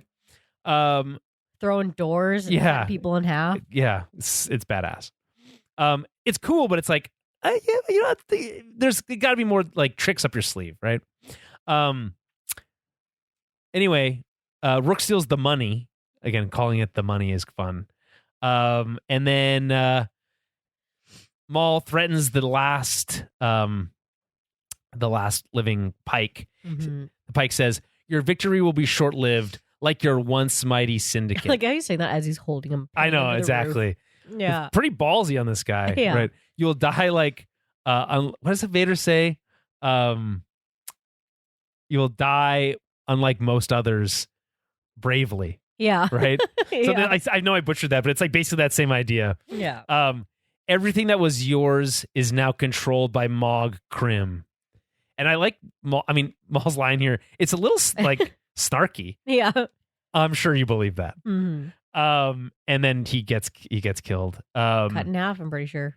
Yeah, badass. They show it through the window, but Yeah, it's like, just like, if you're just gonna, at this point, just show it, Just I show wonder it, if just give they us. can't because it's on Disney Plus. I wonder if maybe. there's certain things that they can't. But it's show. also I don't like, know. I don't know. I don't know the rules. Have you seen the new Daredevil series? There's some pretty gory stuff on there. No, I have not. But Yeah. Anyway, they could if they wanted, but I guess Yeah, it's like fair it's an enough. animated show, so maybe fair enough. Any thoughts on this like scheme and how they pull it off? it's just good. Like, Very efficient. Yeah, it's very efficient. Like I said, I like an efficient bad guy who can. I don't know. There's no bumbling. There's no things going awry. It's like right now he's very calculated and he's very on brand for Maul of just like getting shit done as fast as possible. The way he wants to. There may not be a more efficient criminal than Maul. No, like he just is doesn't very, beat around the bush. Yeah. He's not interested in the games that people play No. in like the underworld. He just like, I will kill you and take your stuff. Yeah. And that's it. Literally. Yeah. Yeah. For the most part, it's just like, unless you're useful to me, like you're done. Yeah. It's So it's like Yeah. on some level, it's like, that's cool. But like, if it's just like this every episode where it's like him going and killing another crime boss, it's yeah. like, that might get old is all I'm saying. So we'll see. I mean, I don't know. Kill Bill was a very popular movie, and that's basically what that is. Yeah, it's a little bit more complex than that, I would say. Yes, that's a story of revenge. That's true, but there's a Yeah. little bit more to it than that. We get this really quick scene of Brander to smooth jazz. I liked this So scene. we got the smooth jazz. I liked the lighting in this. Yeah, it's very noir. dark with like Yeah. the neon lights. Yes, Yeah. very cool. Mhm. And then he's being watched by Master Daki. So Was it raining? All you needed was rain. I think it was raining. Pretty sure it's raining. There's neon. There's jazz. What more do you need? Yeah. So I guess my assumption is that they'll like meet and have like some sort of conversation at Yeah, some point. probably. Yeah. Maul headquarters. This is the final scene. Once Krim is dead, you shall be free. He's talking to Vario, right? And so he's like, "Yeah, see, I did it. I did what you wanted. Yeah. Can't we be friends now?" And he he's just like, whines it's when like- he tells him that. right. And it's like, He's not like, quite "Ah." yet. Not quite yet. So then he turns to Devin. He says, it's time for you to see what the galaxy truly is. It seems like a little weird thing to say to somebody Yeah. before you walk away, but all right. Anyway, she sees this opportunity as an opportunity to escape. First trying to use the Force to open the door. It doesn't work. I love the sound of the doors, by the way, when they close it. They have that Yeah. like grrrt sound that I like. It's cool. She falls back and slushes against the back wall, seemingly defeated, but the music starts to swell. I think this is her theme, by the way, which is quite nice. Okay, yeah. She spots a crack, so instead of opening the door, she pushes the whole unit back from the wall. Mm. Three-dimensional thinking. Think outside the box, literally, for Devin there. It's great stuff. Her music swells again, and as she escapes, it's mostly strings, this music, which is, I think, very fun. Mostly, it's been big horns for Maul, and then for the good side, it's strings. Mm. But I mean, obviously that wasn't a quiet escape. No, I mean, he knows what Yeah. he's on. He knows. It was all set up by him. Absolutely. Yeah. But This whole thing is to like make someone feel like they are making these decisions on their own when accomplishing he's things. really Yeah. pulling the strings the whole time, right? Absolutely. You did the same thing with Ezra, Yeah. and it's like, oh, see, you come to me to ask for help when it was really that I pushed you in that direction in the first place. Yeah. It's almost like he kind of slowly gains people's respect that way of like, yeah, I'm not going to make you do it, but like you will want my advice, and when Yeah. you do, I'll be ready to give it. yeah. And because like the thing with the way he treats Ezra is like Ezra can kind of like come and go as he pleases. He's not a he's not a prisoner. he's not a holding him. prisoner. Yeah. But it's kind of like, hey, isn't what I'm offering worth sticking around for? Yeah. You know? And so he's kind of done the same thing here. Mm-hmm. Really he's set the initial stage. Yeah. And so I think he'll be like, she'll be back. Yeah. You know? Anyway, we get this like her looking very triumphant and proud of herself, and then we cut to credits. Anyway, that's it. That's the first 2 episodes. Any final additional thoughts? Since we've already been recording for 2 hours. Yeah. But I guess there's a little bit some preamble. It'll be about 2 hours. Yeah, when it's that's all said true. and done.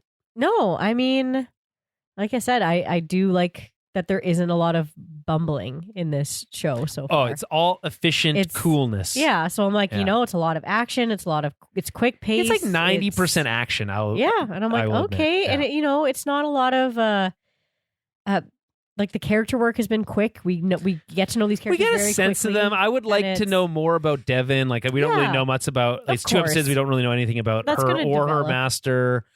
We get one scene with this captain and his kid. It's like, I guess that's like very shorthand. We're dealing with short episodes, but generally speaking, I would like some more character depth, which I think we will get. Like going forward, I hope so. I mean, within the first 2 episodes, I feel like we got enough to kind of get a gist of what's happening. It feels like all action exposition for 2 episodes, and I feel like that if we'll get old if that's all the show continues to be. So I would like there to be more there. Yeah, I think we will get that. But I think as we get to like have these conversations, or we see these characters have more conversations, we'll see more of that. So I mean, I'm just interested to see kind of where the rest of the story is going to go. Yeah, same. Yeah.